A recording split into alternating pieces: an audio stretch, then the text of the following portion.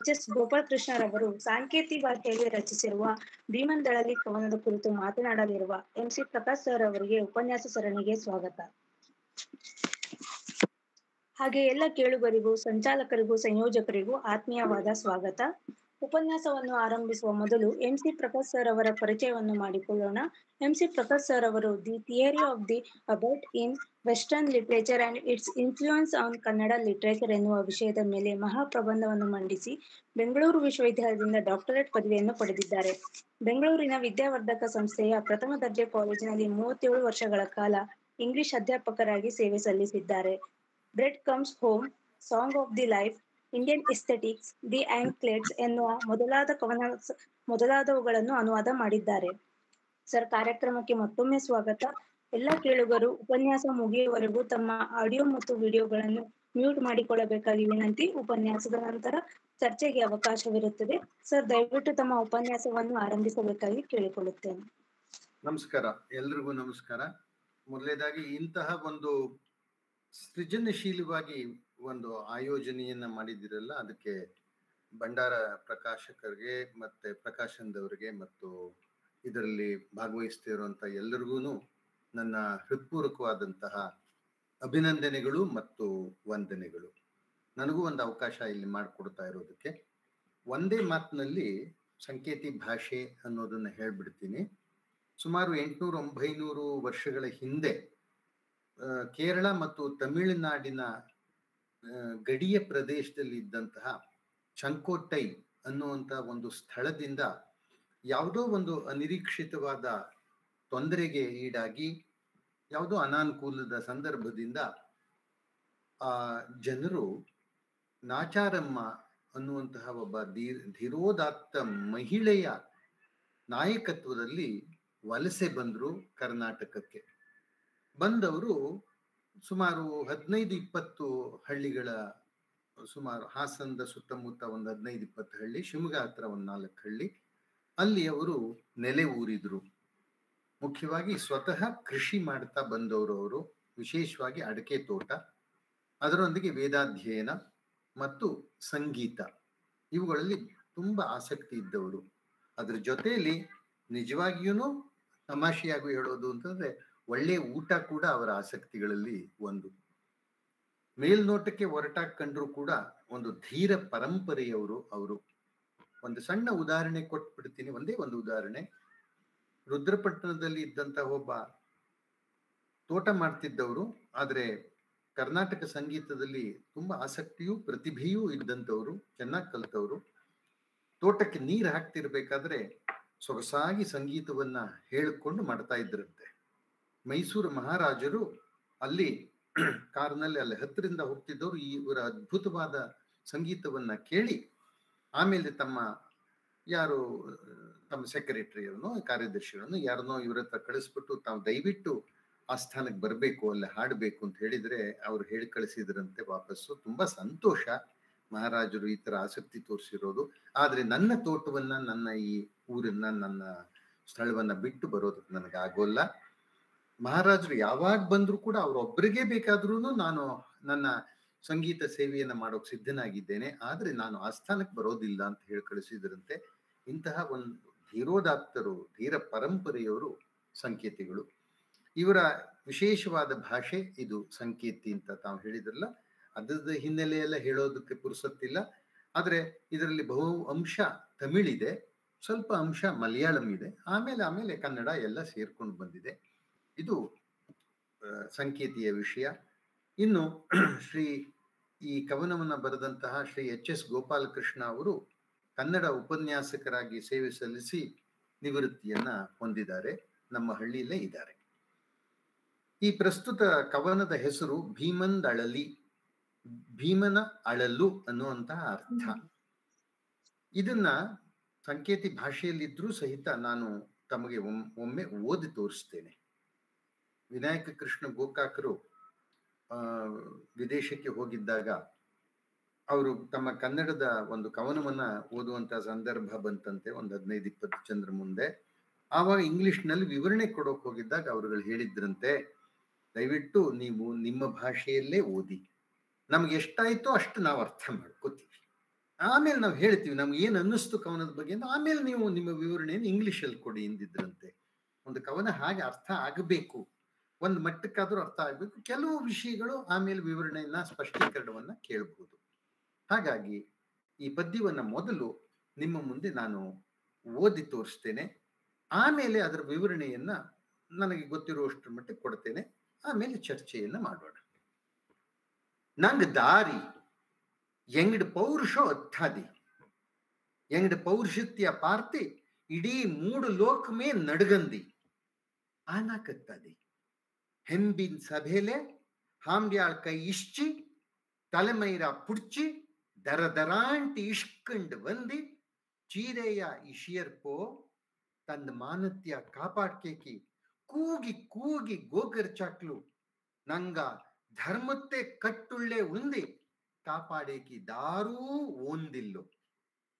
ಅಗ್ರಜೋ ಪಣ್ಣಿನ್ ದುಷ್ಕೃತ್ಯತ್ತುಳ್ಳೆ ಎಂಗ್ಳಿಯ ವಚ್ಚಿ ಸೋತಿನ್ ತಿಕ್ಕಿ ನೋವಿಲ್ಲ ಎಂಕಿ ಅಕಾರ ತಣ್ಣು ಓದೂ ತಪ್ಪಿಲ್ಲದೆ ಕರ್ದು ಅಬಲೆಯ ಅಂದ್ ರೀತಿ ಸಭೇಕಿ ಇಷ್ಕಂಡ್ ಬಂದಿ ಅವಮಾನ ಪಣ್ಣಿಂದಿ ಅದಿ ಅದೇ ಅಕ್ಷಮ್ಯೋ ಮಾನಿನಿಂದೆ ಮಾನತ್ಯ ಕಾಪಾಡಾದೆ ಭಂಡ ನಾಯಕರ್ಥ ಎಂಕಿ ಹಿಂದೆ ಭಾರಿ ಗಾತ್ರತ್ತೆ ಮೀಸೆ ಓಕಿ ಭೂಮಿ ತೂಕತ್ತೆ ಗದೆ ಓಕಿ ಧಿಕ್ಕಾರೋ ಎಂದೆ ಪೌರುಷತ್ತಕ್ಕಿ ಅಂಡೇನೋ ಒಂದಿನ ಕೋಪತ್ತುಳ್ಳೆ ಕೌರವಂಡೆ ಹುಟ್ಟ್ಯ ವರ್ಷರ್ ತವಕತ್ಲೆ ಇಂದ ಎನ್ಯ ಪಾರ್ತಿ ಹುಬ್ಬು ಮಾತ್ರತ್ತುಳ್ಳೆ ಕಟ್ಟಿ ವಚ್ಚುಟ್ರಿ ಅಗ್ರಜು ಎಂದ ಪೌರುಷತ್ತಕ್ಕಿ ಧಿಕ್ಕಾರತ್ಯ ಚೊನ್ನಿ ಪಲ್ ಮೊರ್ಚಿನ್ ಪಾಂಬ್ ಪೋಲೆ ಪುಸುಕುಟ್ಟಿ ಸೊತ್ಮಾನೆ ಮತ್ತ ಅಗಡೆ ಅನ್ಯಾಯೋ ಎಲ್ಲೇ ಮೀರಿಟಿ ತಾಳೇಕಿ ಸಾಧ್ಯ ಹಾಗಾದೆ ನಾ ಪಣ್ಣಿನೇ ಭೀಷಣ ಪ್ರತಿಜ್ಞೆ ಒಂಡ ಎಂದ ಅಣ್ಣಂದೆ ಆಜ್ಞೆಯ ನಾ ಇಂಡೇನೋ ಮೀರಾಂಡ್ರಾಣಿ ಈಗಡೆ ಅನ್ಯಾಯಿತ್ಯ ಇನ್ನು ಸಹಿಸೇಕಿ ಸಾಧ್ಯವೇ ಇಲ್ಲ. ಎಲ್ಲವೋ ಕೌರವ ನಾಯಿ ಇದಿ ಇತ್ತಕ್ಕೆ ದಾರು ದಿಕ್ಕಿಲ್ಲಾದೇಕರ್ ಪರದೇಶಿ ಅಬಲೆ ಅನ್ಕಂಡ್ರಾಡಿಯೋ ಹುಷಾರ್ ನೆನ್ಪೊಚ್ಕೋ ಇತ್ಯ ಇಂಡೇನೋ ಇಂಥ ಹೆಂಬಿನ್ ಸಭೇಕಿ ದರದರಾಂಟಿ ಅಳ್ತ್ಕಂಡ್ ವಂದಿ ಚೀರೆಯ ಇಶ್ಚಿನ್ ತಿಕ್ಕಿ ಉಂದೆ 2 ತೊಡೆಯ ಮೊರಿಯಾಣಿ ಜೊತೆಕಿ ಇತ್ತಿಂದ ಚೀರೆಯ ಇಶ್ಚಿಗಿಂಡಿ ಇಶ್ಚಿಂದ ಉಂದ ತಮ್ಮಂದೆ ಹೊಟ್ಟೆ ಬಗಚಿ ರಕ್ತೋ ಹೀರಿ ಅದೇ ರಕ್ತ ತುಳ್ಳೆ ನಾ ಓಕಳಿಯಾಡಿ ಅದೇ ರಕ್ತತ್ಯ ದ್ರೌಪದಿಯಿಂದೆ ತಲೇಕೆ ತೊಡಚಿ ಅಂದ್ ದುಷ್ಟಂದೆ ದಂತ ಪಂಕ್ತಿಯ ಚೀಪ ಪಣ್ಣಿ ಅತ್ತುಳ್ಳೆ ದ್ರೌಪದಿಯಿಂದೆ ಕೇಶ ರಾಶಿಯ ವಾರಿ ಕರಳ ದಂಡೆಯ பூவாட்டி முடி சூட்டாதே போனாக்கா எனக்கு அண்டேன் துக்கு சத்கதி வராதே போகடி అంటే అండేనో పన్నీనే ஒரு ಭೀಷಣ ಪ್ರತಿಜ್ಞೆಯ ಕಾಂಜ ಕಬ್ಬಿಣತ್ಯ ಬಡಿಯಾದೆ ಆರಿನ್ ಕಬ್ಬಿಣತ್ಯ ಬಡಿಂಜಾಕ ಓದು ಪ್ರಯೋಜನವಿಲ್ಲ, ಒಡಮ್ ನೋವು ಅತ್ನೇ ಮತ್ತಿನ್ನರ್ಕ ಇತ್ತ ಕೋಪೋ ವರೇ ಸಾಧ್ಯಮ ತಿರುಂಬಿ ಇಂದೆ ಕೋಪೋ ವರರ್ತಕ್ಕೆ 13 ವರ್ಷೋ ಕಾವಾಣು ಅಗ್ರಜೋ ಪಣ್ಣಿನ ತಪ್ಪಿಕ್ಕೆ ನಂಗ ಅನುಭವಿಸಿಂದಿಲ್ಲಾದೆ ಪಾಪೋ ದ್ರೌಪದಿಯೂ ಅನುಭವಿಸಿರೆ ಅಣ್ಣರ್ದೇ ಎಂದ ಅಳಲಿ ಅಂಡೇನೋ ಎಂದ ಅಣ್ಣೋ ವರಗಳಿಗೆ ಸ್ವತ್ಮ ಇಂದಾಕ ಪೂರ್ಮೈಂದಿ ವರಗಳಿಗೆ ಸ್ವತ್ಮ ಇಂದಾಕ ಪೂರ್ಮೈಂದಿ ಅಂದೇ 18 ದಿನತ್ಲೆ ನಡೆದಿಂದ ಚಾವು ನೋವು ಕಣ್ಣೀರಿಕೆ ಹತ್ತಕ್ಕೂ ನಡವರ್ತಕ್ಕೆ ಆಸ್ಪದೋ ಕೂಡಾದೆ ಅಂದೇ ಕೌರವ ಕುನ್ನಿಗಳು ಹುಟ್ಟಿಯ ಒರಸ್ಯೂಡಾಣಿಂದೆ ಆನಾಕ ಓಪಣ್ವ ಅಣ್ಣು ಅರ್ಜುನ್ ಗೆರಿಯ ದಾಟಾದೆ ಕರ್ಗ್ಯ ನಂಗಂಡ. ಇದು ಈ ಪದ್ಯ. ಸ್ವಲ್ಪ ದೀರ್ಘವಾಗಿರೋದ್ರಿಂದ ಒಂದೇ ಸಲ ಓದ್ಕೊಂಡು ಹೋದೆ, ತುಂಬಾ ಸಲ ಓದಕ್ ಹೋಗ್ಲಿಲ್ಲ. ತಮ್ಮಗಳಿಗೆ ಒಂದು ಮಟ್ಟಕ್ಕೆ ಇದರ ಭಾವ ತಲುಪಿರಬಹುದು ಅನ್ಕೋತೇನೆ. ಯಾಕೆಂತಂದ್ರೆ T.S. Eliot ಹೇಳೋ ಪ್ರಕಾರ a poem conveys itself first and then convinces ಅಂತ. ಅರ್ಥ ಆಗೋ ಮುಂಚೆನೆ ಭಾವ ಗೊತ್ತಾಗುತ್ತಂತೆ ನಮಗೆ. ಇದು ನಾಟಕದ ಥರ ಆಡಿದ್ರೆ ಬೇರೆ, ತುಂಬಾ ನಾಟಕೀಯವಾದ ಕವನ ಇದು. ಇದರ ಸಂದರ್ಭವನ್ನ ನಿಮಗೆ ಹೇಳ್ತೇನೆ. ಒಂದು, ಇದು ಗೊತ್ತಾಗಿರ್ಬಹುದು ಈಗಾಗಲೇ ತಮ್ಗಳಿಗೆಲ್ಲ, ಭೀಮ ಅಳಲ್ತಾ ಇದ್ದಾನೆ, ದುಃಖಿಸ್ತಾ ಇದ್ದಾನೆ. ಭೀಮ ಪಶ್ಚಾತ್ತಾಪ ಪಡ್ತಾ ಇದ್ದಾನೆ. ಯಾವಾಗ ಅಂದ್ರೆ ಮಹಾಭಾರತ ಯುದ್ಧ ಎಲ್ಲ ಮುಗಿದ ಮೇಲೆ. ಯಾತಕ್ಕೆ ಅಂತಂದ್ರೆ ಅವತ್ತು ಆ ದ್ರೌಪದಿಗೆ ಎಂಥ ಅವಮಾನ ಆಯ್ತಲ್ಲ, ಅವತ್ತು ಆ ಅವಮಾನವನ್ನ ನನ್ನ ಕೈಲಿ ತಡೆಯೋಕ್ ಆಗ್ಲಿಲ್ವಲ್ಲ ಅನ್ನೋದನ್ನ ಹೇಳ್ಕೊತಾ ಇದ್ದಾನೆ. ಕವಿಯವರೇ ಹೇಳಿದ ಹಾಗೆ ಒಂದು ಮಟ್ಟಕ್ಕೆ G.S. ಶಿವರುದ್ರಪ್ಪನವರ ಭೀಮ ವಿಲಾಪದ ಆ ಪದ್ಯದ ಪ್ರೇರಣೆ ಇದಕ್ಕಾಗಿದೆ ಅಂತ ಹೇಳ್ತಾರೆ. ಇರ್ಲಿ, ಒಂದು ಮಟ್ಟಕ್ಕೆ ಪ್ರೇರಣೆ ನಿಜ, ಆದ್ರೆ ಇದ್ರ ಧ್ವನಿ ಬೇರೆ. ಇಲ್ಲಿ ಒಂದು ನಾಟಕೀಯವಾದ ವ್ಯಂಗ್ಯ ಇದೆ. ಒಂದು ಕಡೆ ಭೀಮ ಆತ್ಮ ಪ್ರಶಂಸೆಯನ್ನ ಮಾಡ್ಕೊಂಡು ಹೋಗ್ತಾನೆ. ಅದಕ್ಕೆ ವಿರುದ್ಧವಾಗಿ ಇನ್ನೊಂದು ನೆಲೆಯಲ್ಲಿ ಪದ್ಯ ಓಡುತ್ತೆ, ಆತ್ಮ ಭರ್ತ್ಸನೆ. ಒಂದು ಕಡೆ ತನ್ನನ್ನು ತಾನು ಹೊಗಳ್ಕೋತಾನೆ, ತಮ್ಮನ್ನ ಎಲ್ಲರನ್ನು ಪಾಂಡವರನ್ನ. ಇನ್ನೊಂದು ಕಡೆ ತಮ್ಮನ್ನು ತಾವು ತೆಗಳ್ಕೋತಾನೆ, ಆತ್ಮ ಭರ್ಸನೆ ಮಾಡ್ಕೋತಾನೆ. ಆದ್ರೆ ಇದ್ರೆಲ್ಲರ ಈ ಇಡೀ ಪದ್ಯದ ಅವನ ಏನು ಪ್ರಲಾಪ ಇದೆ ಅದರ ಅಡಿಯಲ್ಲಿ ನಡೀತಿರುವಂತಹ ಸ್ರೋತ, ಅಂಡರ್ ಕರೆಂಟ್, ಕೆಳಗಡೆಯ ನಡೀತಿರೋದು ಮೂಲವಾಗಿ ಏನು ಅಂದ್ರೆ ದ್ರೌಪದಿಯ ಆ ಕಷ್ಟದ ಬಗ್ಗೆ, ಆ ಸಂಕಟದ ಘಳಿಗೆಯ ಬಗ್ಗೆ ಭೀಮನಿಗೆ ಇರುವಂತಹ ಬಹಳ ದುಃಖ, ಪಶ್ಚಾತ್ತಾಪ, ಮತ್ತು ಆ ಕ್ಷಣದಲ್ಲಿ ನಾವೇನು ಮಾಡ್ಲಿಲ್ವಲ್ಲ ಅನ್ನುವಂತಹ ದುಃಖ ಅವಳ ಬಗ್ಗೆ ಅವನಿಗಿರೋದು. ಅದಕ್ಕೆ ಆ ಪದ್ಯದ ಸಾರಾಂಶವನ್ನ ಈಗ ನಿಮಗೆ ಹೇಳ್ತೇನೆ. ನಾವ್ಯಾರು ಕೇಳ್ತಿದ್ದಾನೆ ಭೀಮ, ನಾವ್ಯಾರು, ನಮ್ಮ ಪೌರುಷ ಎಂಥದ್ದು. ನಮ್ಮ ಪೌರುಷವನ್ನು ನೋಡಿ ಇಡೀ 3 ಲೋಕ ಗಡಗಡಗಡ ನಡುಗುತ್ತಂತೆ. ಇಷ್ಟು ಆತ್ಮ ಪ್ರಶಂಸೆ ಆದ್ಮೇಲೆ ನೋಡಿ ಅದಕ್ಕೆ ತಿರ್ಗಾ ಮುರ್ಗಾ ಹೊಡ್ತಾ ತಾನೇ ಕೊಡ್ತಾನೆ. ಏನು ಎಂಥ ನಮ್ದು ಪೌರುಷ, ನಮ್ಮ ಪೌರುಷ 3 ಲೋಕ ಗಡಗಡ ನಡುಗುತ್ತೆ. ಎಂಥ ಪೌರುಷ ಅಂದ್ರೆ ಏನ್ ಪೌರುಷ ಇದ್ರೇನು, ತುಂಬಿದ ಸಭೆಯಲ್ಲಿ ನಮ್ಮ ಪತ್ನಿಯ, ಧರ್ಮ ಪತ್ನಿಯ ಕೈಯನ್ನ ಎಳ್ಕೊಂಡು ಬಂದು, ಅವಳ ತಲೆ ಕೂದಲನ್ನ ದರ ದರ ಅಂತ ಎಳ್ಕೊಂಡು ಬಂದು, ಅವಳ ಸೀರೆಯನ್ನ ಎಳಿತಿರ್ಬೇಕಾದ್ರೆ ಅವಳು ನನ್ನ ಮಾನ ಕಾಪಾಡಿ, ನನ್ನ ಮಾನ ಕಾಪಾಡಿ ಅಂತ ಕೂಗಿ ಕೂಗಿ ಕೇಳ್ಕೊಂಡ್ಲಂತೆ, ಅತ್ಲಂತೆ. ಅವಳ ಆಕ್ರಂದನ ಮಾಡಿದ್ರು ನಾವು ಧರ್ಮದ ಕಟ್ಟಿಗೆ ಬಿದ್ದು ನಮ್ಮ 5 ಜನರಲ್ಲಿ 5 ಜನ, ಒಬ್ರಲ್ಲ ಹೋಗ್ಲಿ ಹೇಳ್ಕೊಳ್ಳೋಕೆ, 5 ಜನರಲ್ಲಿ ಒಬ್ರೂನು ಒಂದಿಲ್ಲೋ ಅಂತ ನಾವು ಎದ್ ನಿಂತ್ಕೊಳ್ಳಿಲ್ಲ ಅವಳನ್ನ ಕಾಪಾಡೋಕೆ ಆ ಕ್ಷಣದಲ್ಲಿ. ಯಾಕೆ? ಅಣ್ಣ ಮಾಡಿದ ಆ ದುಷ್ಕೃತ್ಯ ಇದೆಯಲ್ಲ, ಇದು ಬಹಳ ಒಳ್ಳೆಯ ಭಾವವನ್ನ ಪದ್ಯ ಹೇಳ್ತಾ ಇದೆ. ಅಣ್ಣ ಧರ್ಮರಾಜ ಮಾಡಿದ ಆ ದುಷ್ಕೃತ್ಯ ಇದೆಯಲ್ಲ, ಅದ್ರಲ್ಲಿ ನಮ್ಮನ್ನ ಅಡವಿಟ್ಟ ಅವನು. ಅಂದ್ರೆ ಅಡವಿಡೋದು ಅಂದ್ರೆ ಇದಕ್ಕಿಟ್ಟ, ಪಣಕ್ಕಿಟ್ಟು ಸೋತಿದ್ದಕ್ಕೆ ಹೇಳ್ತಾನೆ ಭೀಮ, ನನಗೆ ನೋವಿಲ್ಲ, ಅದ್ರ ಬಗ್ಗೆ ನಂಗೆ ನೋವಿಲ್ಲ. ಆದ್ರೆ ಅಕಾರಣವಾಗಿ ಒಂದು ತಪ್ಪೂ ಮಾಡದೆ ಇದ್ದಂತಹ ಆ ಅಬಲೆ, ಆ ದ್ರೌಪದಿ, ಏಕಾಕಿಯಾದ ಅಸಹಾಯಕಳಾದಂತಹ ದ್ರೌಪದಿಗೆ ಅವಳನ್ನು ಎಳೆದ್ಬಿಟ್ಟು ಅವಮಾನ ಮಾಡಿದ್ರಲ್ಲ, ಅದು ಹೇಳ್ತಾನೆ, ಅದು ಅಕ್ಷಮ್ಯ. ನಮಗಾದ ಅವಮಾನ ಕ್ಷಮ್ಯ, ಆದ್ರೆ ಹೋಗ್ಲಿ ಅಂತ. ಆ ಮಾನಿನಿಯ ಮಾನವನ್ನ, ಚೆನ್ನಾಗಿದೆ ಮಾತಿನ ಭರಸೆ, ಮಾನನಿಧಿಯಾಗಿರೋಳವಳು ಮಾನಿನಿ, ಅಂತಹ ಮಾನಿನಿಯ ಮಾನವನ್ನ ನಾವು ಕಾಪಾಡ್ಲಿಲ್ವಲ್ಲ. ಇಂತಹ ಭಂಡ ಬಾಳು ನಂದು, ಇಂತಹ ಭಂಡ ಬಾಳು ಮಾಡ್ತಾ ಇರೋ ಭಂಡ ನಾಯಿ ಥರದವನ್ ನಾನು, ಬಂಡನಾಗಿರುವಂಥವನ್ ನಾನು, ನಾಯಿ ಅಲ್ಲ ಬಂಡನಾಗಿರುವಂತಹ ನಾನು, ನನಗೆ ಈ ಭಯಂಕರವಾದ ದೊಡ್ಡ ಮೀಸೆ ಯಾತಕ್ಕೆ, ಭೂಮಿ ತೂಕದ ಗದೆ ಯಾತಕ್ಕೆ ಅಂತ ಹೇಳ್ತಿದ್ದಾನೆ.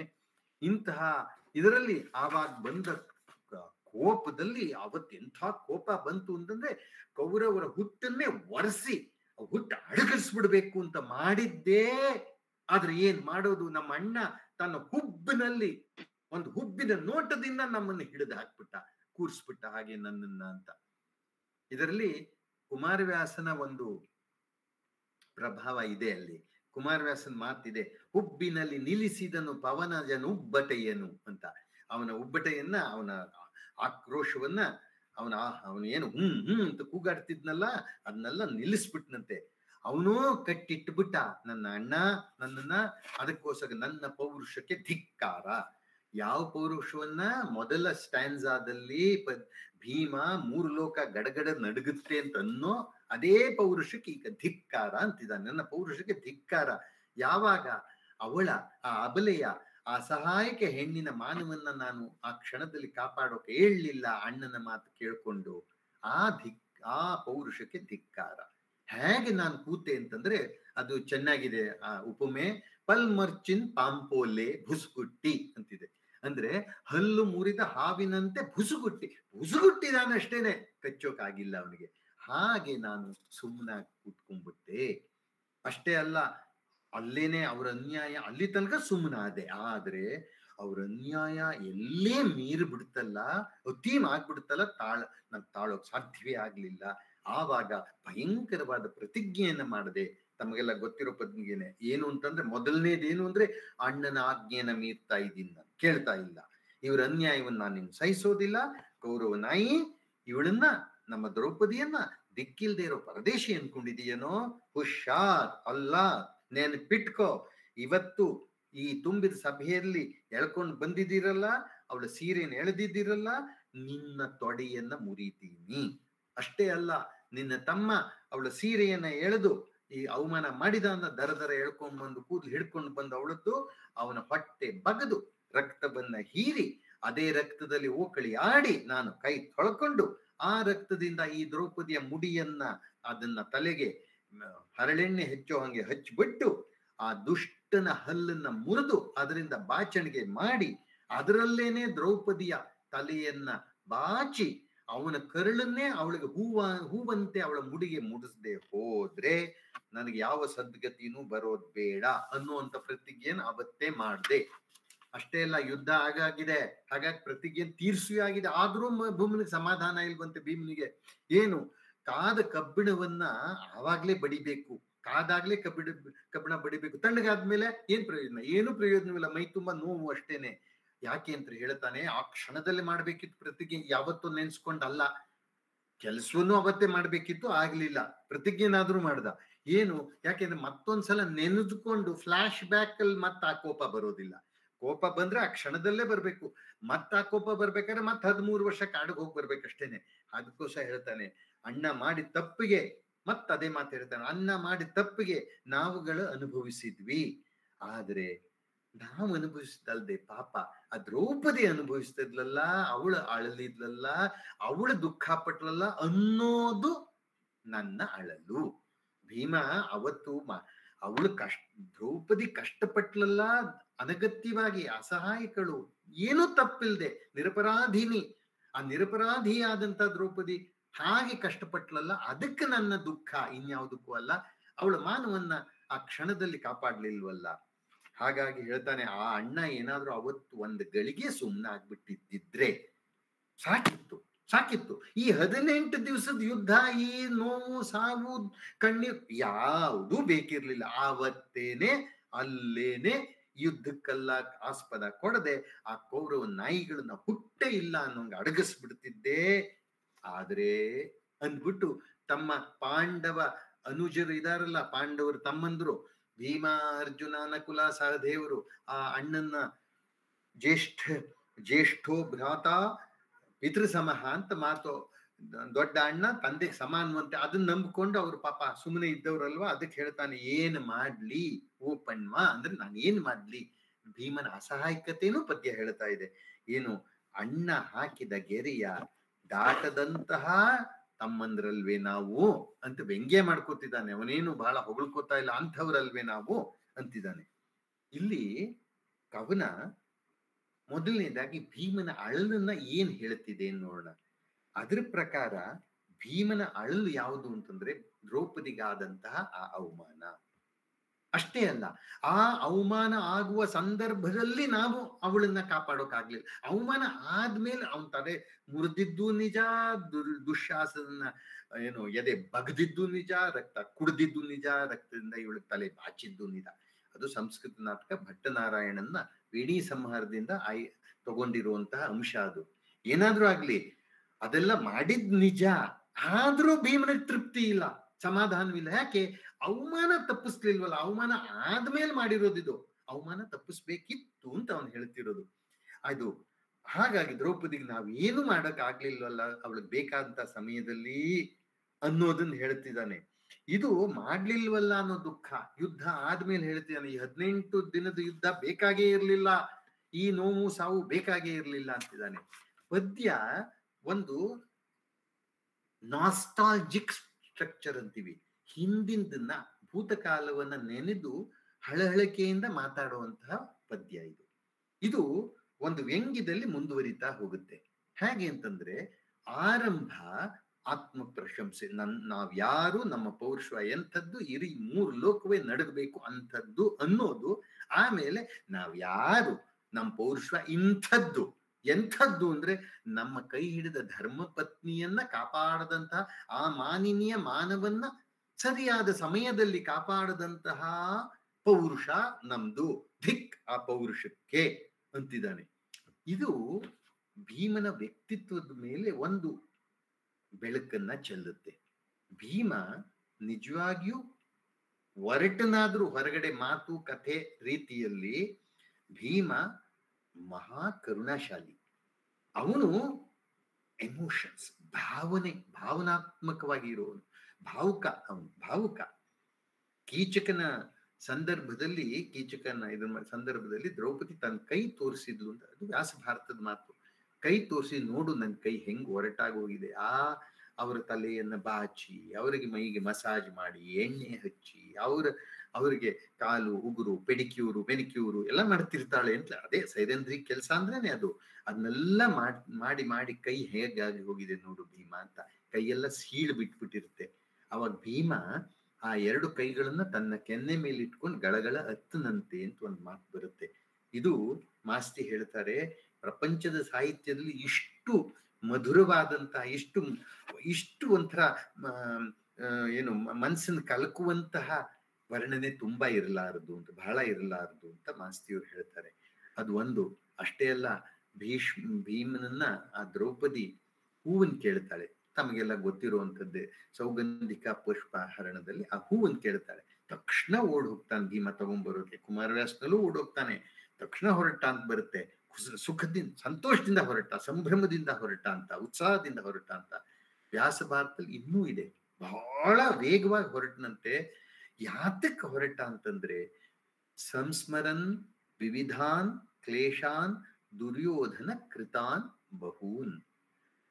ಜ್ಞಾಪಿಸ್ಕೊಂಡು ದ್ರೌಪದಿಗೆ ದುರ್ಯೋಧನ ಮಾಡಿದಂತಹ ವಿವಿಧವಾದಂತಹ ಹಲವಾರು ಅವಮಾನಗಳನ್ನ ನೆನೆಸ್ಕೊಂಡು ಇಷ್ಟು ನೋವು ಪಟ್ಟಿರೋ ದ್ರೌಪದಿ ಒಂದು ಹೂವು ಕೊಡೋದ್ರಿಂದ ಸಂತೋಷ ಪಡೋದಾರೆ ಯಾಕೆ ಬೇಡ ಅಂದ್ಕೊಂಡು ಹೊರಟನಂತವನು.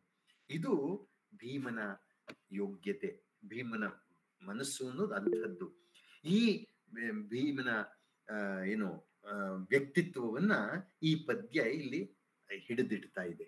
ಅದಕ್ಕೆ ಭೀಮನ ಅಳಲು, ಭೀಮನ ದುಃಖ. ಏನ್ ಅಳಲು ಅಂತಂದ್ರೆ ಅದೇನೆ.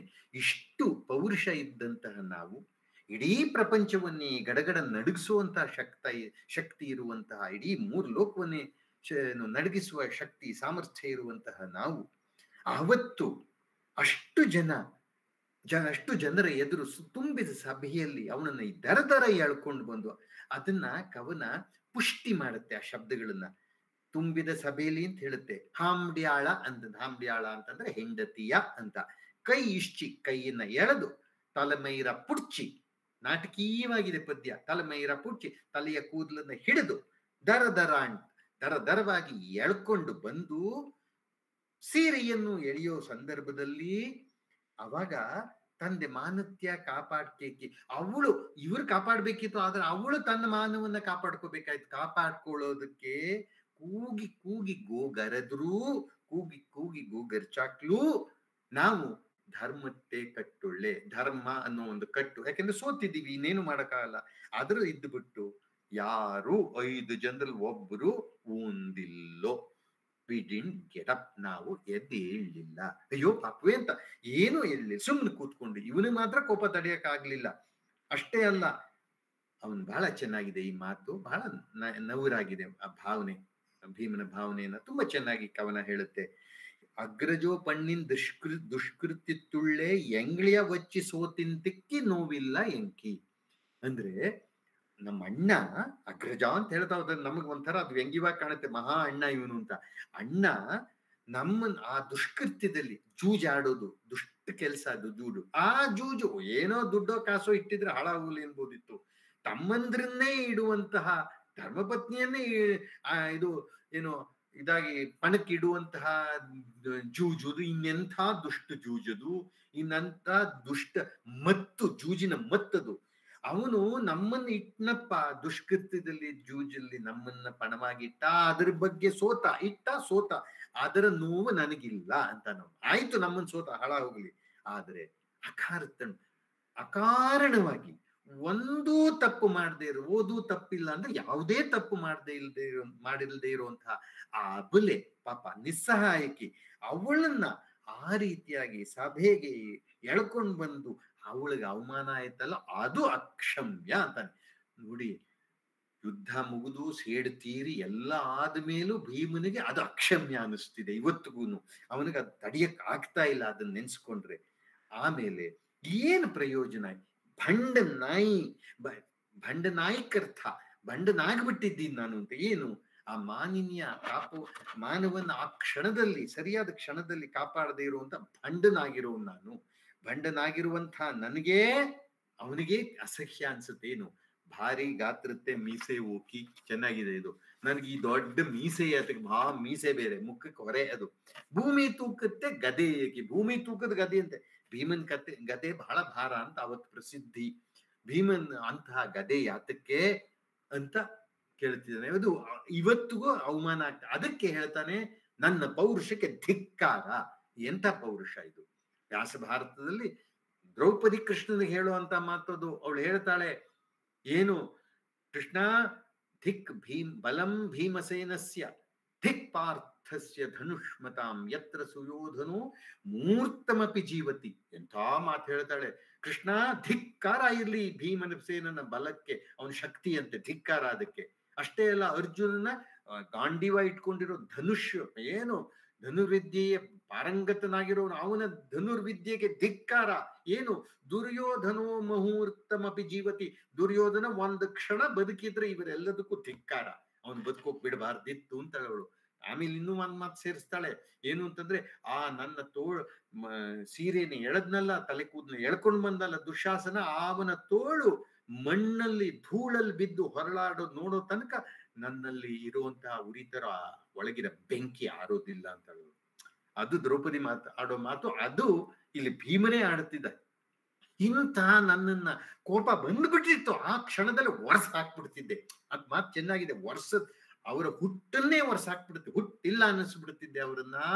ಆದ್ರೆ ಏನ್ ಮಾಡ್ಲಿ, ಅಣ್ಣ ನನ್ನ ಕಡೆ ನೋಡ್ದ, ಹುಬ್ಬು ಮಾತ್ರ ತುಳ್ಳೆ ಅಂತ. ಬರೀ ನನ್ನ ಹುಬ್ಬಿನಲ್ಲಿ, ನಾ ಹೇಳಿದ್ನ ಕುಮಾರವ್ಯಾಸನ ನಲ್ಲಿ ಬರುವಂತ ಮಾತನ್ನು ಉಪಯೋಗಿಸಿದ್ದಾರೆ. ಹುಬ್ಬಿನಲ್ಲಿ ನಿಲ್ಲಿಸಿದನು ಪವನಜನ್ ಉಬ್ಬಟೆಯನು ಅಂತ. ಅವನು ಆ ಉಬ್ಬಟೆಯನ್ನೆಲ್ಲ ಕಟ್ಟಿ ಇಟ್ಟುಬಿಟ್ಟ ನಮ್ಮಣ್ಣ. ಅದಕ್ಕೆ ಆ ಅಣ್ಣನ್ ಮಾತು ಕೇಳಿದ್ನಲ್ಲ, ನನ್ನ ಪೌರುಷಕ್ಕೆ ಧಿಕ್ಕಾರ ಅಂತಾನೆ. ಅಂತಹ ಅಣ್ಣನ್ ಮಾತು ಕೇಳಬಾರ್ದಿತ್ತು ಅಂತ. ಅವನ್ ಏನಾದ್ರು ಮಾಡ್ಕೊಳ್ಳಿ, ಹೊರಡ್ಬೇಕಿತ್ತು. ಹಲ್ಲು ಮುರಿದ ಹಾವನಾಗೆ ಬುಸ್ಗುಟ್ಕೊಂಡು ಸುಮ್ಮನಾದ್ಮೇಲೆ ಬುಸ್ಗುಟ್ಟಿದೆ ಏನ್ ಪ್ರಯೋಜನ ಬಂತು? ಕಚ್ಚಬೇಕು. ಹಾಗಾಗಿ ಆಮೇಲೆ ಅವರ ಅನ್ಯಾಯ ಎಲ್ಲೇ ಮೀರಿದಾಗ ನಾನು ಪ್ರತಿಜ್ಞೆ ಮಾಡಿದೆ. ಎಂಥ ಆ ಪ್ರತಿಜ್ಞೆ ಗೊತ್ತಿದೆ. ತೊಡೆಯನ್ನು ಮುರಿದು ಬಿಡ್ತೀನಿ, ದುರ್ಯೋಧನಂದು ದುಶಾಸನ ರಕ್ತವನ್ನ ಕುಡಿದು ಬಿಡ್ತೀನಿ, ಅವಳ ತಲೆಯನ್ನು ಬಾಗ್ತೀನಿ ಅಂತ. ಆದ್ರೆ ಎಲ್ಲಾ ನಿಜ. ಅದಕ್ಕೆ ವರ್ಬಲ್ ವೆಂಟ್ ಅಂತೀವಿ ಇಂಗ್ಲಿಷ್ ಅಲ್ಲಿ. ಅಂದ್ರೆ ಮಾತಿನಲ್ಲಿ ಆವೇಶವನ್ನು ಬಿಟ್ಕೊಡೋದು. ಆ ಮಾತಿನಲ್ಲಿ ಆವೇಶ ಚೆಲ್ಲಿದ್ರೆ ಏನ್ ಬಂತು? ಕೆಲಸ ಮಾಡ್ಬೇಕಲ್ಲ ನಾವು. ಅದನ್ನ ನಾವು ಕೆಲಸ ಮಾಡಿ ತೋರಿಸ್ಬೇಕು ಕಾರ್ಯ ರೂಪದಲ್ಲಿ. ವಚನಶೂರರಾದ್ರೆ ಏನ್ ಬಂತು? ಕೃತಿಶೂರರಾಗ್ಬೇಕು. ಅವನಾಗ್ಲಿಲ್ವಲ್ಲ. ನಾನು ಅವತ್ತು ಮಾಡಿದ್ದ ತಪ್ಪಿಗೆ ನಾವು ಅನುಭವಿಸಿದ್ದಕ್ಕೆ ನಂಗೆ ಬೇಜಾರಿಲ್ಲ, ಆದ್ರೆ ಪಾಪ ದ್ರೌಪದಿ ಅನುಭವಿಸುವಂಗಾಯ್ತಲ್ಲ ಅಂದ್ಬಿಟ್ಟು ಅವತ್ತು ಸುಮ್ಮನಾಗಿಲ್ದೆ ಹೋದ್ರೆ ನಾನು ಅವನನ್ನ ಈ 18 ವರ್ಷದ ದಿನದ ಯುದ್ಧವನ್ನೇ ನಾವು ಮಾಡುವ ಅಗತ್ಯ ಇಲ್ಲ, ಅವತ್ತೇ ಅಷ್ಟೆಂದ್ರನ್ನು ಮುಗಿಸಾಕ್ತಿದ್ದೆ. ಆದ್ರೆ ಏನ್ ಮಾಡ್ಲಿ, ಅಣ್ಣ ನನ್ನನ್ನ ಹೀಗೆ ಹಿಡಿದು ಹಾಕ್ಬಿಟ್ಟ, ನನ್ನನ್ನು ಕಟ್ ಹಾಕ್ಬಿಟ್ಟ, ಅವನನ್ನು ಮೀರೋಕ್ ಆಗ್ಲಿಲ್ಲ ಅಂತಿದ್ದಾನೆ. ಇಲ್ಲಿ ಎರಡೆರಡು ತರದ ಅಸಹಾಯಕತೆ ಭೀಮನಿಗೆ. ಒಂದು, ದ್ರೌಪದಿಯ ಮಾನವನ್ನ ಆ ಕ್ಷಣದಲ್ಲಿ ಕಾಪಾಡ್ಲಿಲ್ಲ ಅನ್ನೋದು ಒಂದ್ ಕಡೆ ಆದ್ರೆ, ಇನ್ನೊಂದ್ ಕಡೆ ಅಣ್ಣನ್ ಮಾತು ಕೇಳ್ಕೊಂಡು ಆ ಕ್ಷಣದಲ್ಲಿ ನಾನು ಏನು ಮಾಡ್ಲಿಲ್ವಲ್ಲ ಅನ್ನೋದು ಎರಡನೇದು. ಇದರಿಂದ ಒಂದು ಸೂಕ್ಷ್ಮವಾದ ಮಾತನ್ನ ನಾವು ತಿಳ್ಕೋಬಹುದು. ಕೋಪ ಇರಬಹುದು, ರೋಷ ಇರಬಹುದು, ಆ ರೋಷ ಕೋಪಗಳು ನ್ಯಾಯವಾದ್ದೇ ಇರಬಹುದು, ಆದ್ರೆ ಅದು ಕೃತಿ ರೂಪದಲ್ಲಿ ಆಗದೆ ಹೋದಾಗ ತುಂಬಾ ಕಷ್ಟ ಆಗುತ್ತೆ. ಕೃತಿ ರೂಪದಲ್ಲಿ ಅದಾಗದೆ ಹೋದ್ರೆ, ಇವತ್ತು ಒಂದು ದೃಷ್ಟಿಯಿಂದ ನೋಡಿ ನಮಗೆ ಮನಸ್ಸಿಗೆ ಒಂದು ರೀತಿಯ ಕೋಪ ಆಗಿದೆ ನಮಗೆ ನಿಜವಾಗಿಯೂ. ಅದು ನಾನು ಯುದ್ಧ ಸಮರ್ಥನೆಗೋಸ್ಕರ ಹೇಳ್ತಿಲ್ಲ, ಆದ್ರೆ ಸುಮ್ಮನೆ ಸಂತೋಷವಾಗಿ ಪ್ರವಾಸಕ್ಕೆ ಹೋದಂತಹ ತಂಪಾಡ ತಾವು ಕಾಶ್ಮೀರ ನೋಡ್ಕೊಂಡು ಬರ್ತೀವಿ ಅಂತ ಏನೂ ತಪ್ಪು ಮಾಡದೆ ಇರುತ್ತೋ, ಅವ್ರೇನು ಪ್ರಜೆಗಳು, ಸಿಟಿಸನ್ಸ್ ಅಷ್ಟೇನೆ. ಅವ್ರು ಪಾಪ ಹೋದವ್ರನ್ನ ನಿನ್ನ ಅಲ್ಲಿ ಅಸಹಾಯಕರನ್ನ ಸುಮ್ಮನೆ ಪಾಪ ಸಂತೋಷವಾಗಿ ಟ್ರಿಪ್ ಹೋಗ್ತಿದ್ದು ಪ್ರವಾಸಕ್ಕೆ ಹೋದವ್ರನ್ನ ಗುಂಡಿಟ್ಟು ಸಾಯಿಸ್ಬಿಡ್ತೀನಿ ಅಮಾಯಕರನ್ನ ಅಂತಂದ್ರೆ ಅದು ಮನ್ಸಿಗೆ ಹೊಟ್ಟೆ ಉರಿಯುತ್ತಲ್ವಾ, ದುಃಖ ಆಗುತ್ತೆ. ಅವರ ಅಸಹಾಯಕತೆ, ಆ ನೋವನ್ನ ನೆನ್ಸ್ಕೊಂಡ್ರೆ ಎಷ್ಟು ಕೋಪ ಬರುತ್ತೆ. ಆ ಕೋಪ ಏನಾಗುತ್ತೆ, ಅಯ್ಯೋ ಅಂಥವ್ರನ್ನ ಬಿಡಬಾರ್ದು. ಎಲ್ಲಾರನ್ನೂ ನಾ ಹೇಳ್ತಲ್ಲ, ಖಂಡಿತ ಸಮುದಾಯದ ವಿರುದ್ಧವಾಗಿ ಅಲ್ಲ ಆ ಮಾತು, ಆದ್ರೆ ಆ ಉಗ್ರ ಚಟುವಟಿಕೆ ಮಾಡೋರು ನಿಲ್ಲಿಸಬಾರ್ದು, ಇದು ಬಿಡಬಾರ್ದು ಅನ್ನುವಂತ ರೋಷ ಯಾರಿಗಾದ್ರೂ ಬರುತ್ತೆ. ಆದ್ರೆ ರೋಷ ಮಾತಿನಲ್ಲೇ ಇದ್ರೆ ಪ್ರಯೋಜನವಿಲ್ಲ, ಅದು ನಿಜವಾಗಿ ಕಾರ್ಯರೂಪಕ್ಕೂ ಇಳಿಬೇಕಾಗತ್ತೆ. ಇಲ್ಲಿ ಭೀಮ ಹೇಳ್ತಿರೋದು ಅದು. ಅಣ್ಣನ ಮಾತನ್ನ ಕೇಳ್ಕೊಂಡು ಸುಮ್ಮನಾಗ್ಬಿಟ್ಟೆ ಅಂತ ಅಣ್ಣನ ಮೇಲೆ ಕೋಪ. ಅಂತಹ ಪತ್ನಿಯನ್ನ ಆ ಕ್ಷಣದಲ್ಲಿ ಕಾಪಾಡ್ಲಿಲ್ವಲ್ಲ, ಅವಳದ್ದು ಮಾನ ಕಾಪಾಡ್ಲಿಲ್ವಲ್ಲ ಅಂತ ಇನ್ನೊಂದು ತನ್ನ ಬಗ್ಗೆಯೇ ಕೋಪ.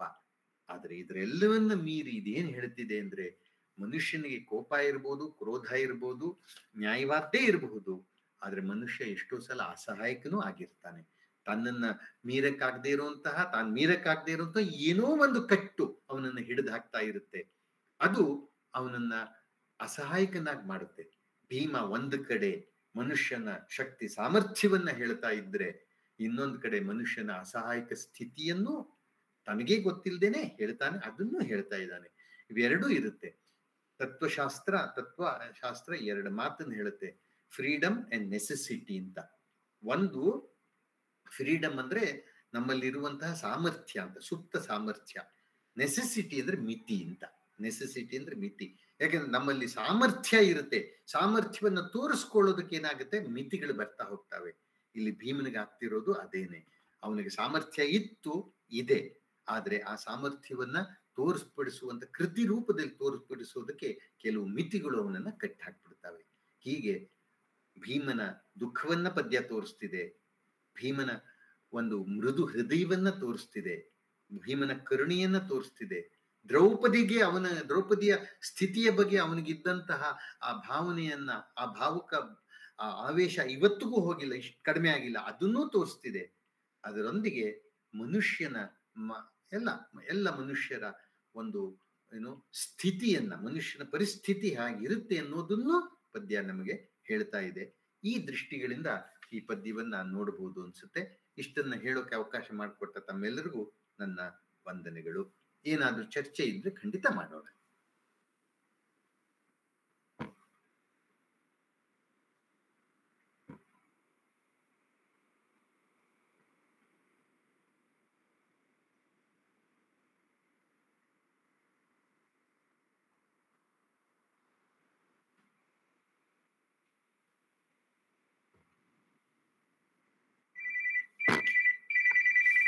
Sir, thank you sir.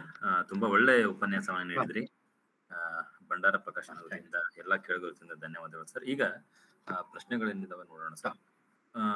Sir ಅವರು ಇಲ್ಲಿವರೆಗೂ ನೀಡಿರುವಂತಹ ಈ ಕವಿತೆಯ ಕುರಿತು ಏನಾದರೂ ಪ್ರಶ್ನೆಗಳಿದ್ರೆ ನೀವು ಚಾಟ್ ಬಾಕ್ಸ್ ಅದು ಬರೀಬಹುದು, ಅಥವಾ ನೇರವಾಗಿ ಸರ್ ಅವರಿಗೆ ನೀವು ಕೇಳಲಿಕ್ಕೆ ಅವಕಾಶ ಇರುತ್ತೆ. ಸರ್, ಮೈಥಿಲಿ ರಾವ್ ಮೇಡಮ್ ಅವರೊಂದು ಪ್ರಶ್ನೆ ಕೇಳಿದಾರೆ ಇಲ್ಲಿ.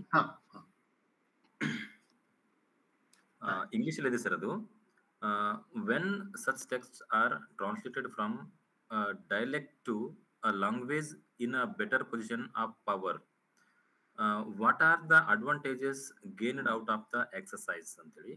although how do we negotiate with some words which cannot be translated ಅಂತೇಳಿ ಒಂದು ಪ್ರಶ್ನೆ ಕೇಳಿದ್ದಾರೆ ಸರ್. ಮೊದಲನೇ ಪಾರ್ಟ್ ಸರಿಯಾಗಿ ಸ್ಪಷ್ಟವಾಗಿ ಗೊತ್ತಾಗ್ಲಿಲ್ಲ ಸರ್. ಇನ್ನೊಂದ್ಸಲ ಹೇಳ ಸರ್. ದಯವಿಟ್ಟು ಸರ್ ಪ್ಲೀಸ್.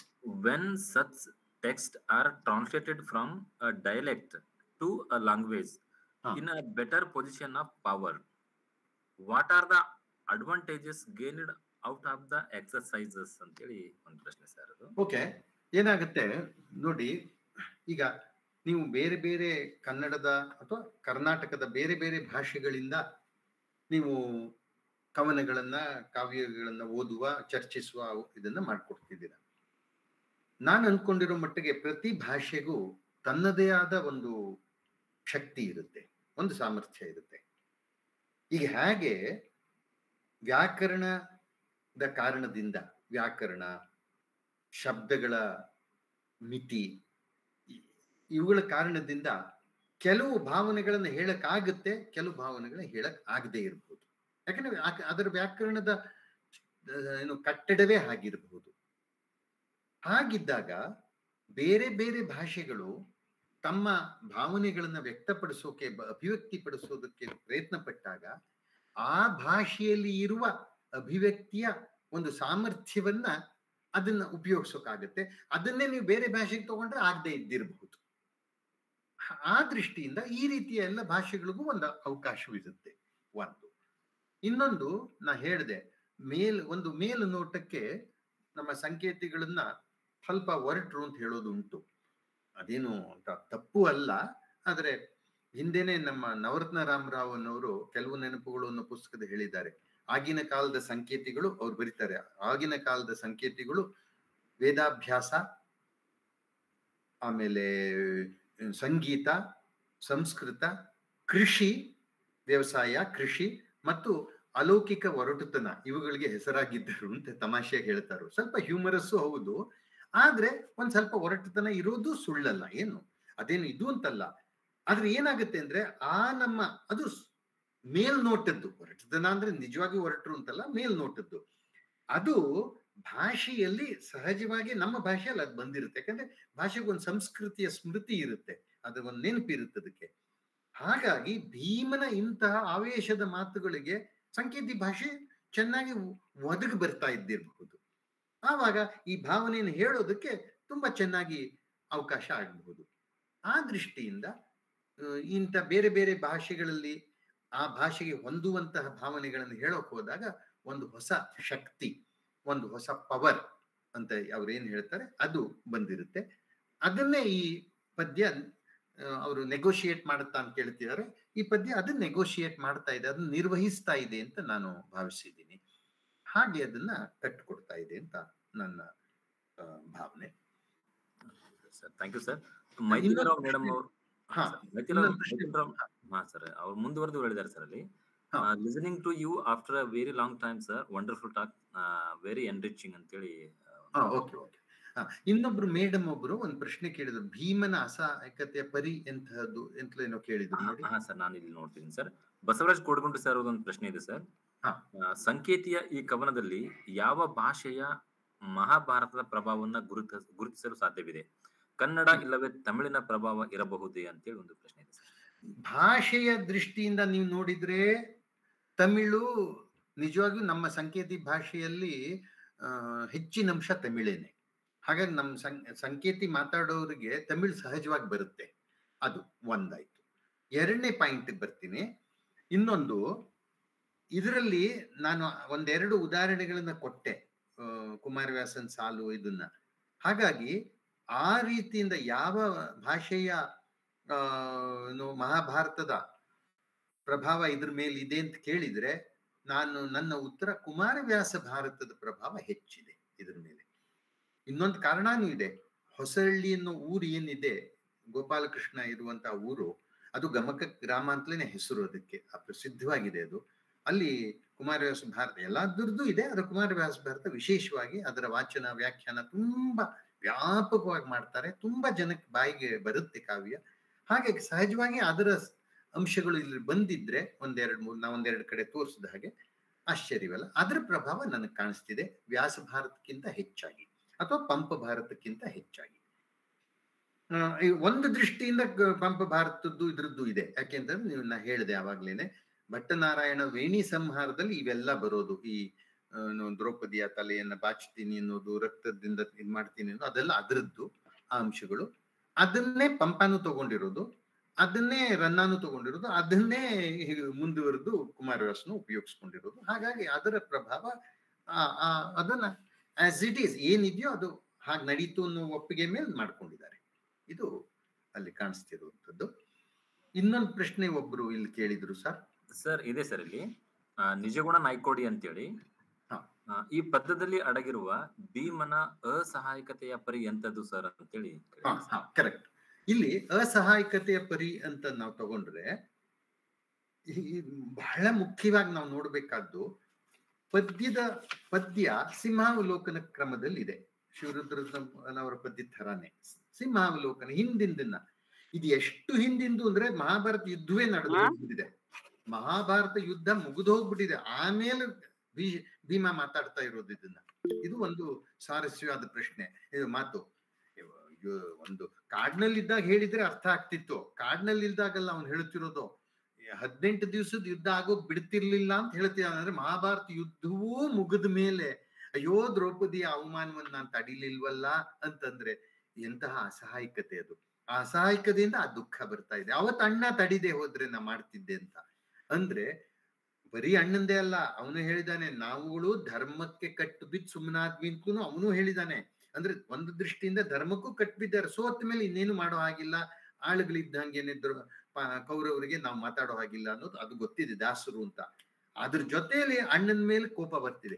ಹೆಚ್ಚಿನ ಸಲ ನಮ್ಗೆ ಯಾಕೆ ಕೋಪ ಬರುತ್ತೆ ಅಂತ ನಾವು ಮನಃಶಾಸ್ತ್ರದ ದೃಷ್ಟಿಯಿಂದ ನೋಡಿದ್ರೆ ತುಂಬಾ ಸಲ ನಮ್ಮ ಕೋಪ ಬರೋದು ಅಸಹಾಯಕರಾಗಿದ್ದಾಗ. ನಮ್ಗೆ ಏನು ಮಾಡಕ್ಕಾಗ್ದಿದ್ದಾಗ ತಡೆಯೋಕೆ ಆಗಲ್ಲ, ಕೋಪ ಬರುತ್ತೆ. ನಿಜವಾಗಿ ಏನು ಆದಾಗ ನಾವು ಕೆಲಸ ಮಾಡಿ ತೋರಿಸ್ತೀವಿ, ಆಗದೇ ಇದ್ದಾಗ ಅಸಹನೆ ಆಗೋದು. ಕೋಪ ಬರೋದು ಯಾವಾಗ್ಲೂ ಅಯ್ಯೋ ಏನು ಮಾಡಕ್ಕಾಗ್ತಿಲ್ವಲ್ಲ ಅಂತ ಚಡ್ಪಡಿಕೆ. ಭೀಮನಿಗೆ ಮಹಾಭಾರತ ಯುದ್ಧ ಮುಗಿದು ದುಶ್ಯಾಸನ ಮೇಲೆ ಅಷ್ಟು ಬೀಭತ್ಸವಾಗಿ ತನ್ನ ಸೇಡನ್ನು ತೀರಿಸ್ಕೊಂಡು ತನ್ನ ಪ್ರತಿಜ್ಞೆಯನ್ನು ನೆರವೇರಿಸಿ ದುರ್ಯೋಧನ ತೊಡೆ ಮುರಿದು ಅವನ ತಲೆ ಒದ್ದು ಎಲ್ಲ ಮಾಡಾದ್ಮೇಲೂನು ಅಯ್ಯೋ ದ್ರೌಪದಿಯನ್ನು ನಾನು ಅವತ್ತು ಕಾಪಾಡ್ಲಿಲ್ವಲ್ಲ ಅಂತ ಅನ್ಕೋತಾನೆ ಅಂತಂದ್ರೆ ದ್ರೌಪದಿಯ ಬಗ್ಗೆ ಅವನಿಗಿರುವಂತಹ ಪ್ರೀತಿ, ಆ ಕರುಳು ಎಷ್ಟು ನಿಜವಾದದ್ದು ಅನ್ನೋದು ಒಂದು ಗೊತ್ತಾಗುತ್ತೆ. ಆದ್ರೆ ಅವತ್ ನಾನ್ ಮಾಡ್ಲಿಲ್ವಲ್ಲ, ಅವತ್ತು ಹಿಂಗ್ ಮಾಡದೆ ಹೋಗ್ಬಿಟ್ನಲ್ಲ ಅಣ್ಣನ್ ಮಾತು ಕೇಳ್ಕೊಂಡು, ಏನ್ ಮಾಡ್ಲಿ, ಏನು ಮಾಡಕ್ಕಾಗ್ಲಿಲ್ಲ ಅನ್ನೋದು ಎರಡನೇ ತರದ ಅಸಹಾಯಕತೆ. ಆ ಅಸಹಾಯಕತೆಗೆ ಎರಡು ಮುಖಗಳಿವೆ. ಮೊದಲನೇ ಅಸಹಾಯಕತೆ ಅವತ್ತೇನು ಮಾಡ್ಲಿಲ್ಲ ಅನ್ನೋದು, ಇದು ಆ ಮಾನಿನೀಯ ಮಾನವನ್ನ ಕಾಪಾಡೋ ಕೇಳಲಿಲ್ವಲ್ಲ ನಾನು ಅನ್ನೋದು ಒಂದು ಅಸಹಾಯಕತೆ. ಅಣ್ಣನ ಎದುರಲ್ಲಿ ಏನು ಮಾಡಕ್ಕಾಗ್ಲಿಲ್ಲ ಅನ್ನೋದು ಇನ್ನೊಂದು ಅಸಹಾಯಕತೆ. ಅಷ್ಟೇ ಮುಖ್ಯವಾಗಿ ಧರ್ಮಕ್ಕೆ ಕಟ್ಟಬಿದ್ದು ನಾನೇನು ಮಾಡಕ್ಕೆ ಆಗ್ಲಿಲ್ವಲ್ಲ ಅನ್ನೋದು ಮೂರನೇ ಅಸಹಾಯಕತೆ. ಈ ಅಸಹಾಯಕತೆಗಳಿವೆ. ಇದರ ಅಸಹಾಯಕತೆಯ ಏನು ತೀಕ್ಷ್ಣತೆ, ತೀವ್ರತೆ ಎಷ್ಟು ದೊಡ್ಡದು ಅಂದ್ರೆ ಮಹಾಭಾರತ ಯುದ್ಧ ಮುಗಿದ ಮೇಲೂ ಅವನಿಗೆ ಅದ್ರ ಬಗ್ಗೆ ಅಳಲಿದೆ, ಅದ್ರ ಬಗ್ಗೆ ದುಃಖ ಇದೆ, ವಿಷಾದ ಇದೆ, ಮಾಡ್ಲಿಲ್ವಲ್ಲ ನಾನು ಅಂತ. ಇದು ಭೀಮನ ಅಸಹಾಯಕತೆಯನ್ನ ತೋರಿಸುತ್ತೆ. ಇನ್ನೊಂದು ತಮಾಷೆ ಇದೆ ಅದರಲ್ಲಿ. ಏನು ಅಂತಂದ್ರೆ, ಯಾರಿಗೆ ಏನು ಮಾಡಕ್ ಆಗಲ್ಲ ಅಂತ ಸಹಜವಾಗಿ ಅನ್ಸುತ್ತೋ ಅವ್ರಿಗೆ ಅಸಹಾಯಕತೆ ಬರೋಲ್ಲ, ನಮ್ ಶಕ್ತಿ ಇಷ್ಟೇ ರೀ ಅಂತ. ಇವನ ಹಂಗಲ್ಲ, ನಾನು ಎಂಥವ್ನು, ಅದ್ರಲ್ಲಿ ನಾನು ಅಂತ ಹೇಳ್ತಿಲ್ಲ ಪಾಪ, ಅವನು ನಾವು ಅಂತಿದ್ದಾನೆ. ನಾವು ಪಾಂಡವರು ಎಂಥವ್ರು, 3 ಲೋಕ ನಡುಗಿಸೋರು, 3 ಲೋಕ ನಡುಗಿಸೋ ಸಾಮರ್ಥ್ಯ ಇರೋ ನಾವುಗಳು ನಡುಕೊಂಡು ಸುಮ್ಮನೆ ಕೂತ್ವಲ್ಲ, ಏನು ಮಾಡದೆ ಸುಮ್ಮನೆ ಕೂತ್ವಲ್ಲ ಅನ್ನೋದು ಅದು ಈ ಕವನದ ಬಹಳ ಪ್ರಧಾನ ವ್ಯಂಗ್ಯ. ಇದು ಆ ನಾಟಕೀಯವಾಗೇ ಇದೆ ಅದು. ಮೊದಲನೇ 4 ಸಾಲು ಎಂಥವ್ರು ನಾವು ಅನ್ನುತ್ತೆ, ಮುಂದಿನ ಸಾಲು ಎಂಥವ್ರು ಅಂತಂದ್ರೆ ಸ್ವತಃ ತಮ್ಮ ಹೆಂಡತಿನೇ ಕರ್ಕೊಂಡು ಹೇಳ್ಕೊಂಡು ಬರ್ತಾರಂದ್ರು ಸುಮ್ಮನೆ ಕೂತವ್ರು, ಅಂಥವ್ರು ನಾವು ಅಂತ ಆ ವ್ಯಂಗ್ಯ ಇದೆ. ಅದು ಅವನ ಅಸಹಾಯಕತೆಯ ಇನ್ನೊಂದು ಮುಖವಾಗಿದೆ ಭೀಮಂದು. ಇವಿಷ್ಟು ಇದರಲ್ಲಿ ಸೇರ್ಕೊಂಡಿದೆ ಅಂತ ನನಗನ್ಸುತ್ತೆ. Sir thank you sir. Sir ಇನ್ನೊಂದು ಪ್ರಶ್ನೆ ಇದೆ ಕೊಡಗುಂಟು ಸರ್ ಅವರದೇ. ಈ ಕವನದಲ್ಲಿ ಸಂಕೇತಿಯ ಸಂಸ್ಕೃತಿ ಎಂದು ಗುರುತಿಸುವ ಯಾವುದಾದರೂ ಅಂಶಗಳನ್ನ ಗುರುತಿಸಲು ಸಾಧ್ಯವಿದೆಯೇ ಅಂತ? ಇದು ಆವಾಗಲೇ ಪ್ರಶ್ನೆ ನೋಡಿದ್ದೆ, ಆ ಕ್ಷಣ ಮರ್ತೋಯ್ತು. ಇದರಲ್ಲಿ ನಿಜವಾಗಿಯೂ ಆ ಸಂಕೇತಿ ಸಂಸ್ಕೃತಿಯನ್ನೇ ತುಂಬಾ ಇದಾಗಿ ಏನು ಬಹಳ ಒತ್ತು ಕೊಟ್ಟು ಹೇಳಬಹುದು ಅನ್ನೋದು ಆ ಥರದ ವಿವರಗಳಿಲ್ಲ ಬಹಳ. ಯಾಕೆಂದ್ರೆ ಇದು ಮಹಾಭಾರತ ಯಾವುದೋ ಒಂದು ಘಟನೆಯನ್ನು ತಗೊಂಡು ಹೇಳ್ತಾ ಇದೆ, ಆಯ್ತು. ಹಾಗಾದ್ರೆ ಸಂಕೇತಿ ತನ್ವೇ ಇಲ್ವೇ ಅಂದ್ರೆ ಇದೆ. ಯಾವುದರಲ್ಲಿ? ಮೊದಲನೇದಾಗಿ ಸಂಕೇತಿ ಭಾಷೆಯನ್ನ ಉಪಯೋಗಿಸ್ತಾ ಇದ್ದಾರೆ. ಭೀಮನ ಕೋಪ, ಭೀಮನ ಆ ಕ್ರೋಧ ಅದನ್ನು ತೋರಿಸೋದಕ್ಕೆ ಆ ಶಬ್ದಗಳನ್ನು ಉಪಯೋಗಿಸಿದಾರಲ್ಲ, ಅವೆಲ್ಲ ನಿಜವಾಗಿಯೂ ಚೆನ್ನಾಗಿ ಒದಗಿ ಬಂದಿದೆ. ನಾ ಹೇಳ್ದಂಗೆ ಭಾಷೆ ಒದಗಿ ಬಂದಿದೆ. ಆ ದೃಷ್ಟಿಯಿಂದ ಸಂಕೇತಿ ಭಾಷೆಯ ಒಂದು ಫೋರ್ಸ್ ಅಂತಿದೆ, ಒಂದು ಫೋರ್ಸ್ ಅದು ಎಲ್ಲಾ ಭಾಷೆಗೂ ಒಂದೊಂದು ಥರದ ಒಂದು ಫೋರ್ಸ್ ಅಂತ ಇರುತ್ತೆ, ಅದರ ಒಂದು ರಭಸ. ಆ ರಭಸವೇ ಸಂಕೇತಿತನ ಅಥವಾ ಸಂಕೇತಿಯ ಭಾಷೆಯ ಒಂದು ಏನು ಕ್ವಾಲಿಟಿ ಅಂತ ಹೇಳ್ಬೋದು. ಇಲ್ಲಿ ಈ ಪದ್ಯದಲ್ಲಿ ಆ ಸಂಕೇತಿ ಭಾಷಾ ಗುಣ ಎಲ್ಲಿ ಕಾಣಿಸುತ್ತೆ ಅಥವಾ ಸಂಕೇತಿ ಗುಣ ಎಲ್ಲಿ ಕಾಣಿಸುತ್ತೆ ಅಂದ್ರೆ ಅದರಲ್ಲೇ ಕಾಣಿಸ್ತಿರೋದು. ಬೇರೆ ವಿವರಗಳಲ್ಲಿ ಅಷ್ಟು ಇಲ್ಲದೆ ಇರಬಹುದು, ಆದ್ರೆ ಕೆಲವಲ್ಲಿ ನೋಡಿ ಉಪಯೋಗಿಸಿದ್ದಾರೆ. ಉದಾಹರಣೆಗೆ ಎಲ್ಲವೋ ಕೌರವ ನಾಯಿ ಅಂತ ಉಪಯೋಗಿಸಿದ್ದಾರೆ, ಕನ್ನಡದಲ್ಲೂ ಇರೋ ಶಬ್ದನೇ. ಆಮೇಲೆ ಕುನ್ನಿ ಅಂತ ಉಪಯೋಗಿಸಿ, ಅದು ಕುಮಾರವ್ಯಾಸನ ಉಪಯೋಗಿಸೋ ಶಬ್ದನೇ, ಅದು ಇರ್ಲಿ, ಆಯ್ತು. ಇನ್ನು ಬಹಳ ವಿಶೇಷವಾದ ಸಂಕೇತಿಯ ವಿವರವೇ ಅನ್ನುವಂತಹ ಖುದ್ದಾದ ಸಂಕೇತಿ ವಿವರ ಅನ್ನೋದಿಲ್ಲ. ಇದ್ರೆ ಆ ಭಾಷೆಯಿಂದಾನೇ, ಆ ಭಾಷೆಯ ರಭಸದಿಂದಾನೇ ಬರ್ತೋಂಥ ಲಕ್ಷಣ ಅಂತ ಹೇಳ್ಬೋದು. ಅದು ಬಿಟ್ಟು ಅವರು ಹೇಳಿದ ಆ ಪ್ರಶ್ನೆಗೆ ಸಂಕೇತಿದೇ ಸ್ಪೆಷಾಲಿಟಿ ಅನ್ನೋದು, ವಿಶೇಷ ಅನ್ನೋದು ಅಂಥದ್ದೇನು ಇಲ್ಲ. ಆ ವಿವರಗಳಲ್ಲಿ ಏನಿಲ್ಲ, ಭಾಷೆಯಲ್ಲೇ ಇರೋದು. ಇನ್ನೊಂದು ಅಂಶ ಇದೆ, ಸ್ವಲ್ಪ ನಮ್ಮೂರಲ್ಲೂ ಸ್ವಲ್ಪ ಹೆಚ್ಚದು, ಸಂಸ್ಕೃತವನ್ನ ಉಪಯೋಗಿಸೋದು ನಮ್ಮಲ್ಲಿ ಸ್ವಲ್ಪ ಹೆಚ್ಚು. ಹಾಗೆ ಇಲ್ಲಿ ನೋಡಿ, ಪೌರುಷ, ಆಮೇಲೆ ಏನು ಅಕ್ಷಮ್ಯ, ಈ ತರದ ಭಾಷೆ ಶಬ್ದಗಳನ್ನು ಉಪಯೋಗಿಸೋದು ಸ್ವಲ್ಪ ಹೆಚ್ಚಿದೆ ಇದರಲ್ಲಿ. ಯಾಕಂದ್ರೆ ನಮ್ಮಲ್ಲಿ ಹಾಗೆ ನಾವು ಉಪಯೋಗಿಸ್ತೀವಿ, ನಾವು ಅಂಥದ್ದನ್ನ, ಅಂತ ಶಬ್ದಗಳನ್ನು ಉಪಯೋಗಿಸ್ತೀವಿ. ಸಹಿಸೋಕ್ ಸಾಧ್ಯ ಅನ್ನೋದು, ಈ ತರ ಶಬ್ದಗಳನ್ನು ಉಪಯೋಗಿಸಿದ್ದಾರೆ, ಅದು ಉಪಯೋಗಿಸಿದ್ದಾರೆ. Sir thank you sir. ಇನ್ನೊಂದು ಪ್ರಶ್ನೆ ಇದೆ, ರಾಚು ಕೊಪ್ಪ ಅವರು ಒಂದು ಪ್ರಶ್ನೆ ಕೇಳಿದ್ದಾರೆ ಸರ್. ಪಂಪನಿಂದ ಹಿಡಿದು ಕುವೆಂಪುವರೆಗೆ ರಾಮಾಯಣ ಮಹಾಭಾರತ ಕಾವ್ಯವನ್ನೇ ಆಧಾರವಾಗಿ ಇಟ್ಟುಕೊಂಡು ಸಾಹಿತ್ಯ ಸೃಷ್ಟಿಸಲು ಕಾರಣವೇನು ಸರ್ ಅಂತ ಹೇಳಿ. ಇದು ಭಾರತೀಯ ಬೇರೆ ಬೇರೆ ಭಾಷೆಗಳಲ್ಲಿ ಸಹಿತ ಹೀಗೆ ಆಗಿದೆ, ಅದಕ್ಕೆ ಕಾರಣ ಏನು ಅಂತ ಹೇಳಿ ಕೇಳ್ತಿದ್ದಾರೆ ಸರ್. ಇದು ಈ ಪದ್ಯದ ಮಿತಿಯನ್ನ ಮೀರಿದ್ದು ನನಗೂ ತುಂಬಾ ಗೊತ್ತಿಲ್ಲದೆ ಹೋದ್ರು ಇರೋದ್ರಲ್ಲಿ ನನ್ಗೆ ಗೊತ್ತಿರೋ ಅಲ್ಪ ಜ್ಞಾನದಲ್ಲಿ ನಾನು ಹೇಳ್ತೀನಿ ಅದನ್ನ. ನಿಮಗೆ ಕುಮಾರವ್ಯಾಸನ ಪ್ರಸಿದ್ಧವಾದ ಸಾಲು ಗೊತ್ತೇ ಇದೆ, ಏನು ತಿಣುಕಿದನು ಫಣಿರಾಯ ರಾಮಾಯಣಗಳ ಬಲು ಭಾರದಲ್ಲಿ ಅಂತ ಎಲ್ಲ ಬರುತ್ತಲ್ಲ. ನಮ್ಮ ಫಣಿರಾಯ ಯಾರು ಇದನ್ನ ಹೊತ್ತಿದಾನೋ, ಭೂಮಿಯನ್ನು ಹೊತ್ತಿದ್ದಾನೆ ನಾವು ನಂಬ್ತೀವೋ, ಅವನಿಗೆ ಕುತ್ತಿಗೆ ನೋವು ಬಂದ್ಬಿಡ್ತು, ಏನು ಆಗ್ಲೇ ಇಲ್ಲ, ಅವ್ನು ತಿಣುಕಬಿಟ್ಟ ಅವನು. ಯಾಕಂದ್ರೆ ಅಷ್ಟೊಂದು ರಾಮಾಯಣಗಳಾಗೋಯ್ತು ಅಂತ. ಸಾವಿರಾರು ರಾಮಾಯಣಗಳಿವೆ ಅಂತ, ಫೋಕ್ ರಾಮಾಯಣ ಇದೆ, ಇನ್ನೊಂದಿದೆ, ಎಲ್ಲಾನು ಇದೆ. ಈ ರಾಮಾಯಣಗಳ ಭಾರದಲ್ಲಿ ಅಂತಿದೆ, ಅದಕ್ಕೆ ನಾ ಮಹಾಭಾರತದ ಕಥೆ ಆಯ್ಕೆ ಅಂತ ಅವನು ತನ್ನ ಇದನ್ನ ಹೇಳ್ಕೊತಾನೆ. ಕುವೆಂಪುನು ಈ ಸಾಲನ್ನು ಅರ್ಧ ಕೋಟ್ ಮಾಡ್ತಾರೆ ತಮ್ಮ ರಾಮಾಯಣ ದರ್ಶನಮಲ್ಲಿ. ತಿಣುಕಿದಾನೆ ನಿಜ, ಆದ್ರೂ ರಾಮಾಯಣದಲ್ಲಿ ಹೇಳೋಕಿದೆ ಅನ್ಕೊಂಡು. ಬಹುಶಃ ನಮ್ಮ ರಾಮಾಯಣ ಮತ್ತು ಮಹಾಭಾರತವನ್ನ ಆಧರಿಸಿ ಇಷ್ಟೊಂದು ಕಾವ್ಯಗಳು, ನಾಟಕಗಳು, ಪದ್ಯಗಳು, ಮಹಾಕಾವ್ಯಗಳು ಎಷ್ಟು ಮುಗಿಯೋಕ್ಕಾಗಲ್ಲ, ತೀರೋಕ್ಕಾಗಲ್ಲ ಅಷ್ಟು. ನಮ್ಗೆ ಸುಮ್ಮನೆ ಅನ್ಕೊಂಡ್ರೆ ರಾಮಾಯಣ ದರ್ಶನಂ ಇದೆ, ನಾಗಚಂದ್ರನ ರಾಮಾಯಣ ಇದೆ, ಆಮೇಲೆ ಇದು ಏನು ತೊರವೆ ನರಹರಿದ ರಾಮಾಯಣ ಇದೆ. ನಮ್ಮಲ್ಲೇನೆ ಅಷ್ಟು ರಾಮಾಯಣ ಬೇಕಿದ್ರೆ ಸಿಗುತ್ತೆ. ಇನ್ನು ತುಳಸಿ ರಾಮಾಯಣ ಇದೆ, ಕೃತ್ತಿವಾಸನ ರಾಮಾಯಣ ಇದೆ, ತಮಿಳಿನ ಕಂಬನ್ ರಾಮಾಯಣ ಇದೆ, ವಾಲ್ಮೀಕಿ ರಾಮಾಯಣ ಇದೆ, ಭೋಜನ ರಾಮಾಯಣ ಇದೆ. ಎಷ್ಟು ಸುಮ್ಮನೆ ಬಾಯಿ ತುದಿಲಿ ಹೇಳಿದ್ರೆ ಇಷ್ಟು ನೂರಾರಿವೆ. ತೆಲುಗಿನ ಶ್ರೀ ರಾಮಾಯಣ ಕಲ್ಪವೃಕ್ಷಮೂ ಇದೆ, ಎಲ್ಲ ಇದೆ ನಿಜ. ಬಹುಶಃ ಇದಕ್ಕೆ ಕಾರಣ ರಾಮಾಯಣ ಮಹಾಭಾರತಗಳು ತಮ್ಮ ಕಥೆಯಲ್ಲಿ ಅಷ್ಟೊಂದು ವಿವರಗಳನ್ನ ಮತ್ತು ಅಷ್ಟೊಂದು ಏನು ಅಂಶಗಳನ್ನ ಅಥವಾ ಅರ್ಥೈಸೋದಕ್ಕೆ ಅಷ್ಟೊಂದು ಸಾಧ್ಯತೆಗಳನ್ನ ಒಳಗೊಂಡಂತಹ ಕಾವ್ಯಗಳಾಗಿರೋದ್ರಿಂದ, ಮತ್ತು ಬಾಲ್ಯದಿಂದಲೂ ತುಂಬಾ ಜನ ಪುಸ್ತಕ ಓದ್ಲಿ ಬಿಡ್ಲಿ ಈ ರಾಮಾಯಣ ಮಹಾಭಾರತ ಕಥೆಯನ್ನ ಕೇಳ್ಕೊಂಡು ಬೆಳ್ಕೊಂಡಿರೋದ್ರಿಂದ ಇದರಲ್ಲಿ ಇವತ್ತಿನ ಬದುಕಿನ ಸಂಘರ್ಷಕ್ಕೂ ಅವರಿಗೆ ಅಂಶಗಳು ಕಾಣಿಸೋದು. ಉತ್ತರ ಸಿಗದೆ ಇರ್ಬೋದು, ಉತ್ತರನೇ ಸಿಗ್ಬಿಡುತ್ತೆ ಅಂತ ಹೇಳಲ್ಲ, ಆದ್ರೆ ಆ ಸಂಘರ್ಷಕ್ಕೆಲ್ಲ ಅವಕಾಶ ಕಾಣೋದ್ರಿಂದ ಬಹುಶಃ ಇದನ್ನ ಈ ಮಹಾಭಾರತ ರಾಮಾಯಣವನ್ನ ಅವಲಂಬಿಸ್ಕೊಂಡು ಇಷ್ಟೊಂದು ಕಾವ್ಯಗಳು ಬಂದಿವೆ, ಬರ್ತಾ ಇವೆ, ಮುಂದೂ ಬರ್ತಾ ಇರುತ್ತೆ ಅಂತ ನಾನು ಅನ್ಕೊಂಡಿದ್ದೀನಿ. ಅದೇ ಅದಕ್ಕೆ ಬಹುಶಃ ಕಾರಣ. ಇನ್ನೊಂದು ಬಹಳ ಪ್ರಧಾನ ಅಂಶ ಹೇಳಬೇಕು, ಇದನ್ನ ಮಾಸ್ತಿಯವರು ಒಂದ್ ಕಡೆ ಹೇಳ್ತಾರೆ, ಬಹಳ ಮುಖ್ಯವಾದ ಅಂಶ. ಪ್ರಪಂಚದಲ್ಲಿ ಧರ್ಮ ಗ್ರಂಥಗಳಾಗಿರುವಂತಹ ಕಾವ್ಯಗಳು, ಇವು ಧರ್ಮಗಳಾಗಿ ಬೈಬಲ್ಲು ಎಲ್ಲ ಇರೋ ಹಾಗೆ ಆ ತರ ಇವೆ ಪ್ರಪಂಚದಲ್ಲಿವೆ. ಇನ್ನೊಂದು ಕಾವ್ಯವಾಗಿರುವಂಥವು ಬೇಕಾದಷ್ಟಿವೆ. ಆದ್ರೆ ಧಾರ್ಮಿಕ ಮತ್ತು ಕಾವ್ಯ, ಸಾಂಸ್ಕೃತಿಕ ಎರಡೂ ಆಗಿರುವಂತಹ ಕಾವ್ಯ ಇವೆರಡೇ ಪ್ರಪಂಚದಲ್ಲಿ ಅಂತ ಹೇಳ್ತಾರೆ. ಒಪ್ಪೋದು ಅಂದ್ರೆ ಅದನ್ನ ಧರ್ಮ ಗ್ರಂಥವಾಗಿ ಒಪ್ಪೋದು, ಬಿಡೋದು, ಪ್ರಶ್ನಿಸೋದು ಬೇರೆ ಪ್ರಶ್ನೆ. ಆದ್ರೆ ನಮ್ಮ ಹಿಂದಿನಿಂದ ಅದನ್ನ ಪೂಜನೀಯ ಅಂತಲೂ ಇಟ್ಕೊಂಡು ಬಂದಿದ್ದಾರೆ, ಮತ್ತೆ ಕಾವ್ಯವಾಗಿಯೂ ಅದನ್ನ ಅಭ್ಯಾಸ ಮಾಡ್ಕೊಂಡು ಬಂದಿದ್ದಾರೆ. ಹಾಗಾಗಿ ಅದು ಸಂಸ್ಕೃತಿಯೂ ಆಗಿದೆ, ಧಾರ್ಮಿಕ ಗ್ರಂಥವೂ ಆಗಿವೆ ಇವೆರಡೂ. ಇದು ಇವುಗಳ ವಿಶೇಷ. ಹೀಗಿರೋದ್ರಿಂದ ಜನಕ್ಕೆ ಅದರಲ್ಲಿ ಆಸಕ್ತಿ ಕುಂದಿಲ್ಲ, ಮುಗಿದಿಲ್ಲ. ಬಹುಶಃ ಅದರಲ್ಲಿರೋ ಜನಕ್ಕೆ ಇರುವಂತ ಆಸಕ್ತಿ ಮುಗಿಯೋದೂ ಇಲ್ಲ. ಹಾಗೆ ಅದರಲ್ಲಿ ಹೇಳೋಕೆ ಅಂಶಗಳು, ಅರ್ಥೈಸೋಕೆ ಅಂಶಗಳು, ಸಾಧ್ಯತೆಗಳಿರೋದ್ರಿಂದ ಜನಕ್ಕೆ ಅದರಲ್ಲಿ, ಕವಿಗಳಿಗೆ, ನಾಟಕಕಾರರಿಗೆ, ಕಾದಂಬರಿಕಾರರಿಗೆ ಅದರಲ್ಲಿ ಅಂತಹ ಆಸಕ್ತಿ ಅಂತ ಕಾಣಿಸುತ್ತೆ. ಇನ್ನೊಂದು ಪ್ರಶ್ನೆ ಯಾರೋ ಕೇಳಿದ್ರು. ಹಾ ಸರ್. ಸರ್ ನಾಗರಾಜ ಜಿ ಅನ್ನೋರು ಒಂದು ಪ್ರಶ್ನೆ ಕೇಳಿದ್ದಾರೆ ಸರ್. ವರ್ತಮಾನದ ಒಳಗಡೆ ಈ ಕಾವ್ಯದ ಭಾಷೆಯನ್ನ ಹೇಗೆ ಹೊಸಗನ್ನಡ ಕಾವ್ಯ ಲೋಕದಲ್ಲಿ ಅವಲೋಕಿಸಬಹುದು ಅಂತೇಳಿ ಸರ್.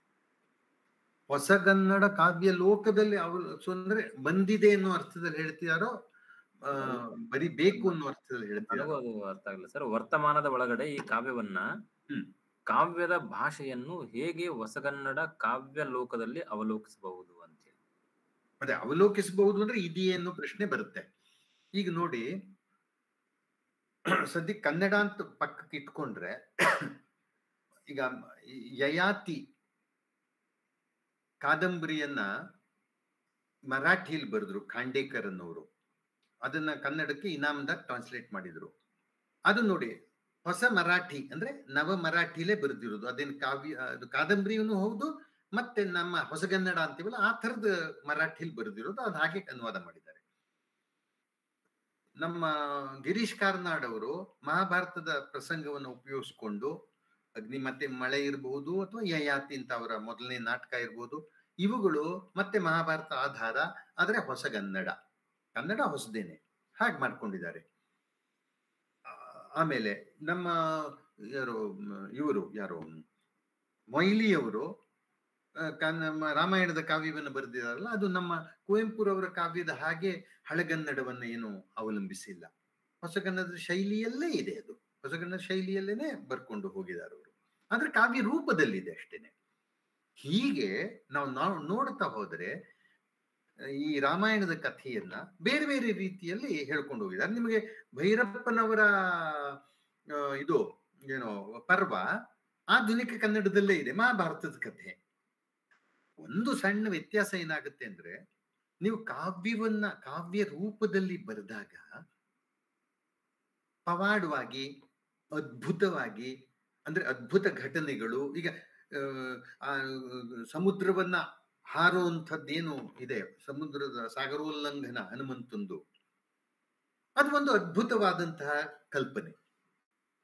ಅದನ್ನ ಕಾದಂಬರಿಯಾಗಿ ಆಧುನಿಕ ಕನ್ನಡದಲ್ಲಿ ಬರೆಯೋಕೆ ಹೋದ್ರೆ ಅದನ್ನ ಸೇರಿಸೋದೇ ಕಷ್ಟವಾಗ್ಬಿಡುತ್ತೆ, ಅದ್ಭುತ ರಮ್ಯವನ್ನು ಸೇರ್ಸಕ್ಕಾಗಲ್ಲ. ಕುವೆಂಪುರವರು ಅತ್ಯಂತ ಸಹಜವಾಗಿ ಸೇರಿಸ್ಬಿಟ್ಟಿದ್ದಾರೆ ಅದನ್ನ, ಸಾಗರೋಲ್ಲಂಘನವನ್ನು ಅದ್ಭುತವಾಗಿ ಹೇಳ್ಬಿಟ್ಟಿದ್ದಾರೆ. ಎಲ್ಲ ವಾಲ್ಮೀಕಿ ರಾಮಾಯಣದಲ್ಲಿ ಎಷ್ಟು ಅದ್ಭುತಗಳು ಕಾಣಿಸ್ತಾವೋ ಅಷ್ಟೇ ಅದ್ಭುತಗಳನ್ನು ಅವರು ತೋರಿಸಿದ್ದಾರೆ. ಯಾಕೆ ಸಾಧ್ಯ ಆಯ್ತು ಅಂದ್ರೆ, ಕಾವ್ಯ ರೂಪದಲ್ಲಿ ಬರೆದಿಂದ ಸಾಧ್ಯ ಆಯ್ತು. ಕಾವ್ಯ ರೂಪದಲ್ಲಿ ಬರೆದ್ರೆ ಈ ಅದ್ಭುತ ವರ್ಣನೆಗೆ ಅವಕಾಶ ಉಂಟು. ನೀವು ಗದ್ಯ ರೂಪದಲ್ಲಿ ಬರೆದ್ರೆ ಗದ್ಯ ಸ್ವಲ್ಪ ವಾಸ್ತವವಾದಿ, ಹಾಗಾಗಿ ವಾಸ್ತವವಾಗಿ ಹೇಳ್ಬೇಕಾದಂತ ಅಗತ್ಯ ಬರುತ್ತೆ. ಹೀಗೆ ಅವಲೋಕಿಸಿದಾಗ ನನ್ನ ಮಿತವಾದ ಓದಿನ ಹಿನ್ನೆಲೆಯಲ್ಲಿ ಹೇಳೋದಾದ್ರೆ, ಕನ್ನಡದಲ್ಲೇ ಇರ್ಬೋದು, ಸ್ವಲ್ಪ ಮಟ್ಟಿಗೆ ಬೇರೆ ಭಾಷೆಯಲ್ಲೂ ಇರ್ಬೋದು, ರಾಮಾಯಣವನ್ನ ಕಾವ್ಯ ರೂಪದಲ್ಲಿ ಅದ್ಭುತವಾಗಿಯೂ ಮಂಡಿಸಿರುವಂತಹ ಕಾವ್ಯಗಳಿವೆ. ಈ ರೀತಿಯಾಗಿ ಸರಳವಾಗಿ ನಮ್ಮ ಅನುದಿನದ ಕನ್ನಡದ ಭಾಷೆಯಲ್ಲಿ ಇರುವಂತಹ ಮೊಯ್ಲಿಯವರ ರಾಮಾಯಣ ಮಹಾನ್ವೇಷಣಂ ತರ, ಆ ತರ ಸರಳವಾದ ಭಾಷೆಯಲ್ಲಿ ಹೇಳಿದ್ದು ಇದೆ. ಹಾಗೆ ಗದ್ಯದಲ್ಲಿ ಹೇಳ್ತಾ ಸರಳವಾಗಿ ಗದ್ಯದಲ್ಲೇ ಕಥೆಯನ್ನು ಹೇಳಿದ್ದು ಇದೆ. ಅದರಲ್ಲೇನು ಈ ರೀತಿಯ ಅದ್ಭುತ ರಮ್ಯ ಕಲ್ಪನೆಗಳಿಗೆ ಅವಕಾಶ ಮಾಡಿಲ್ಲ. ಹೀಗೆ ನಮ್ಮ ಕನ್ನಡದ ಬರಹಗಾರರು ರಾಮಾಯಣ ಮಹಾಭಾರತಗಳನ್ನ ಎಲ್ಲ ರೀತಿಯಲ್ಲೂ ಉಪಯೋಗಿಸ್ಕೊಂಡಿದ್ದಾರೆ. ನಮ್ಮಲ್ಲಿ ಕ್ಯಾಪಿಟಲೈಸಿಂಗ್ ಅಂತೀವಿ, ಅಂದ್ರೆ ಶೋಷಣೆ ಮಾಡೋದಲ್ಲ, ಅದು ಸಾಧ್ಯತೆಗಳನ್ನು ಬಳಸ್ಕೊಳ್ಳೋದು. ಆ ಸಾಧ್ಯತೆಗಳನ್ನ ಕನ್ನಡದಲ್ಲಿ, ಹೊಸಗನ್ನಡದಲ್ಲೂ ಬಳಸಿದ್ದಾರೆ, ಹಳಗನ್ನಡದಲ್ಲೂ ಬಳಸಿದ್ದಾರೆ, ಗದ್ಯದಲ್ಲೂ ಬಳಸಿದ್ದಾರೆ, ಕಾವ್ಯದಲ್ಲೂ ಬಳಸಿದ್ದಾರೆ. ಕಾವ್ಯಕ್ಕೆ ತಕ್ಕಂತಹ ಅದ್ಭುತ ರಮ್ಯವನ್ನೂ ತೋರಿಸಿದ್ದಾರೆ, ಗದ್ಯಕ್ಕೆ ತಕ್ಕಂತಹ ವಾಸ್ತವ ವಿವರಣೆಗಳನ್ನು ಕೊಟ್ಬಿಟ್ಟು ಬರೆದಿದ್ದಾರೆ. ಇವೆಲ್ಲವೂ ಇದೆ. ಒಂದು ದೃಷ್ಟಿಯಿಂದ ಕನ್ನಡದವರು ಅದೃಷ್ಟವಂತರು. ಇಷ್ಟೆಲ್ಲ ವಿವಿಧವಾದ ವೈವಿಧ್ಯಮಯವಾದ ಗ್ರಂಥಗಳು, ರಾಮಾಯಣ ಮಹಾಭಾರತವನ್ನ ಒಳಗೊಂಡಂತಹ ಪುಸ್ತಕಗಳು ಸಿಗ್ತಾವೆ ಓದೋದಕ್ಕೆ. ಅದು ನಮಗೆ ನಮ್ಮ ಅದೃಷ್ಟ ಮತ್ತು ಕನ್ನಡದ ಪ್ರತಿಭೆಯ ದ್ಯೋತಕವೂ ಹೌದು ಅಂತ ನಾನು ಅಂದ್ಕೋತೀನಿ.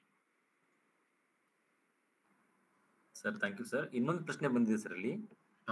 ಕರ್ಲಿಂಗ್ ನಾಟಕರ್ ಅವರು ಕೇಳಿದ್ದಾರೆ, ಈ ಕವನದ ಭಾಷೆಯು ಹೆಚ್ಚು ಭಾವಾವೇಶದಿಂದ ಕೂಡಿದೆಯೇ, ಆಕ್ರೋಶದಿಂದ ಕೂಡಿದೆಯೇ, ಇದರಿಂದ ಭೀಮನ ವ್ಯಕ್ತಿತ್ವವನ್ನ ತಿಳಿದುಕೊಳ್ಳುವುದಕ್ಕೆ ಸಹಾಯ ಆಗುತ್ತದೆ ಅಂತ ಪ್ರಶ್ನೆ. ಭಾವಾವೇಶದಿಂದ ಕೂಡಿದೆ ಅನ್ನೋದು ನಿಜ. ಆಕ್ರೋಶ ಅನ್ನೋದು ಅವರು ಉಪಯೋಗಿಸಿರೋ ಶಬ್ದ ಕರೆಕ್ಟ್ ಆಗೇ ಇದೆ, ಸರಿಯಾದ್ದೇ ಅದು. ಅಲ್ಲಿ ಏನು ಅಂತಂದ್ರೆ, ಆಕ್ರೋಶ ಏನು ಅಂತಂದ್ರೆ, ನಾನ್ ಅವಳಿಗೆ ಸರಿಯಾಗಿ ಸಹಾಯ ಮಾಡ್ಲಿಲ್ವಲ್ಲ ಅನ್ನುವಂತಹ ಆಕ್ರೋಶ. ನಾನು ಅದನ್ನ ಆತ್ಮಭರ್ತ್ಸನೆ ಅಂತ ಮೊದ್ಲಂದೆ. ತನ್ನಂತಾನು ಅವನು ಹೀಗೆ ಹೇಳ್ಕೋತಾ ಇದ್ದಾನೆ. ಅವತ್ತು ಅವಳು ಏನೋ ತಪ್ಪು ಮಾಡಿದ್ರೆ ಅಸಹಾಯಕ ಹೆಣ್ಣನ್ನ ಆ ಕ್ಷಣದಲ್ಲಿ ಕಾಪಾಡೋಕಾಗ್ಲಿಲ್ವಲ್ಲ ಅನ್ನುವಂತಹ ಅಸಹಾಯಕತೆ ಅವನಿಗಿದೆ. ಆ ದೃಷ್ಟಿಯಿಂದ ಅಲ್ಲಿ ಭಾವಾವೇಶ ಅನ್ನೋದು ಒಂದ್ ಕಡೆ ಕೋಪ ಆದ್ರೆ, ಇನ್ನೊಂದ್ ಕಡೆ ಪಶ್ಚಾತ್ತಾಪ, ದುಃಖ ಮತ್ತು ಪಶ್ಚಾತ್ತಾಪ ಎರಡೂ ಸೇರ್ಕೊಂಡಿದೆ. ಈ ಆವೇಶ ಯಾಕೆ ಬೇಕು ಅಂತ ಅವರು ಒಂದು ಪ್ರಶ್ನೆ ಕೇಳಿದ್ದಾರೆ ಅಂತ ಹೇಳಿದ್ರಿ. ಈ ಆವೇಶ ಯಾಕೆ ಬೇಕು ಅಂದ್ರೆ, ಭೀಮನ ಭಾಷೆ ಅಂಥದ್ದು, ಭೀಮನ ಭಾವನೆ ಅಂಥದ್ದು, ಭೀಮನ ವ್ಯಕ್ತಿತ್ವ ಅಂಥದ್ದು. ನೀವು ಭೀಮನನ್ನ ಸರಳವಾದ ಮಾತುಗಳಲ್ಲಿ ಮಾತಾಡಪ್ಪ, ಹೆಚ್ಚು ಜೋರ ಆಗಲ್ಲ. ಅವನ ಸ್ವಭಾವ ಅಲ್ಲ ಅದು. ಅವನ ಸ್ವಭಾವಕ್ಕೆ ಅವನು ಸರಿಯಾಗಿದ್ದಾನೆ. ಆ ಶಮಿ ವೃಕ್ಷದ ಮೇಲೆ ಆಯುಧಗಳನ್ನ ಇಟ್ಟು ಬಿಡ್ತಾರೆ, ನಿಮಗ್ ಗೊತ್ತು. ಇಟ್ಟು ಹೊರಡ್ಬೇಕಾದ್ರೆ ಧರ್ಮರಾಜ ಆ ವೃಕ್ಷವನ್ನ ಬೇಡ್ಕೋತಾನೆ, ದಯವಿಟ್ಟು ವೃಕ್ಷವೇ, ನಾನಾಗ್ಲಿ ಅರ್ಜುನ್ ಆಗ್ಲಿ ಬಂದ್ರೆ ಆಯುಧಗಳನ್ನು ಕೊಡು, ಭೀಮ ಬಂದ್ರೆ ಕೊಡಬೇಡ ಅಂದ್ಬಿಡ್ತಾನೆ. ಭೀಮನಿಗೆ ಬಹಳ ಕೋಪ ಬಂದ್ಬಿಡುತ್ತೆ. ಏನು ಆವೇಶದಿಂದ, ಏನು ಹೀಗ್ ಮಾತಾಡ್ತೀಯ ನನ್ನ ಬಗ್ಗೆ, ಹಾಗೆ ಹೀಗೆ ಎಲ್ಲ ಕೋಪ ಬರುತ್ತೆ. ಆವಾಗ ಅವ್ನು ಹೇಳ್ತಾನಲ್ಲಪ್ಪ ಭೀಮ, ತಪ್ಪು ತಿಳ್ಕೊಬೇಡ, ಇದು ನಿನ್ ಸ್ವಭಾವ, ಈ ಆವೇಶ ನಿನ್ ಸ್ವಭಾವ. ಯಾವ್ದೋ ಕ್ಷಣದಲ್ಲಿ ಕೋಪ ಬಂತು ಅಂದ್ರೆ ಬಂದ್ಬಿಟ್ಟು ಗದೆ ಎತ್ಕೊಂಡ್ಬಂದು ಹೊಡೆಯೋಕ್ ಶುರು ಮಾಡ್ಬಿಡ್ತೀಯ. ಆಮೇಲೆ ಎಲ್ಲಾರನ್ನು ನೀ ಗದೆ ತಗೊಂಡ್ಬಂದ್ಬಿಟ್ರೆ ಬೇರೆ ಹೇಳ್ಬೇಕಾಗೇ ಇಲ್ಲ, ಅಡ್ವರ್ಟೈಸ್ಮೆಂಟ್ ಇವನು ಭೀಮ ಅಂತ ಹೇಳ್ಬೇಕಾಗೇ ಇಲ್ಲ. ಮತ್ತೆ ಅಲ್ಲಿಗೆ ನಮ್ಮ ಅಜ್ಞಾತವಾಸ ಮುಗೀತು. ಅಜ್ಞಾತವಾಸದಲ್ಲಿ ಕಂಡು ಹಿಡಿದ್ರೆ ಮತ್ತೆ 12 ವರ್ಷ ವನವಾಸಕ್ಕೆ ಹೋಗ್ಬೇಕು ಅನ್ನೋದು ನಿಯಮ. ನೀನೇನಾದ್ರು ದುಡುಕ್ ಬಿಟ್ರೆ ಹಿಂಗ ಆಗ್ಬಿಡುತ್ತಲ್ಲ ಭೀಮ, ಅದಕ್ಕೆ ಎಚ್ಚರಿಕೆ ಹೇಳದೆ ಅಷ್ಟೇನೆ. ಅರ್ಜುನ ಹಂಗೆ ದುಡುಕೋವನಲ್ಲ, ಅವನು ಗೊತ್ತು. ಅವನು ನೋಡಿ, ಅರ್ಜುನ ಹೋಗಿ ಆಯುಧಗಳನ್ನ ತಗೊಂಡ್ ಬರ್ತಾನೆ ನಿಜ, ಆದ್ರೆ ಕಾಲಾವಧಿ ಮುಗಿದ ಮೇಲ್ ಮಾಡ್ತಾನ.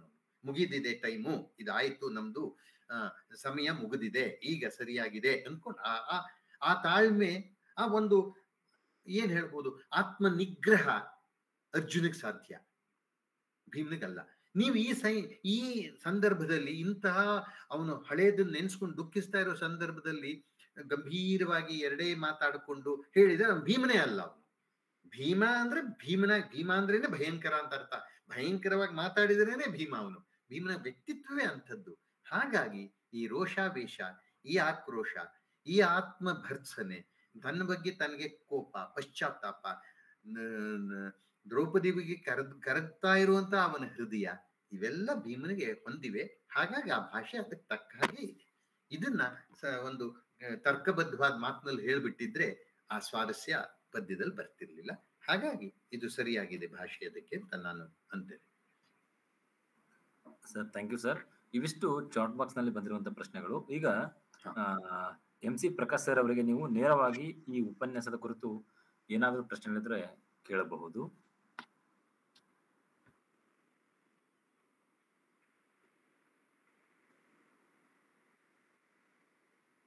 ಸರ್ ಮೋಸ್ಟ್ಲಿ ಏನೂ ಪ್ರಶ್ನೆಗಳು ಇಲ್ಲ ಅಂತ ಅನ್ಸುತ್ತೆ. ತುಂಬಾ ಒಳ್ಳೆಯ ಉಪನ್ಯಾಸ ಸರ್. ಮತ್ತೆ ನಾವು ಮಹಾಭಾರತವನ್ನ ಓದಿದ ಹಾಗಾಯ್ತು. ಭಂಡಾರ ಪ್ರಕಾಶನ ಮಸ್ಕಿ ವತಿಯಿಂದ, ಎಲ್ಲ ಕೇಳುಗರ ವತಿಯಿಂದ ತಮಗೆ ತುಂಬು ಹೃದಯದ ಧನ್ಯವಾದಗಳು ಸರ್.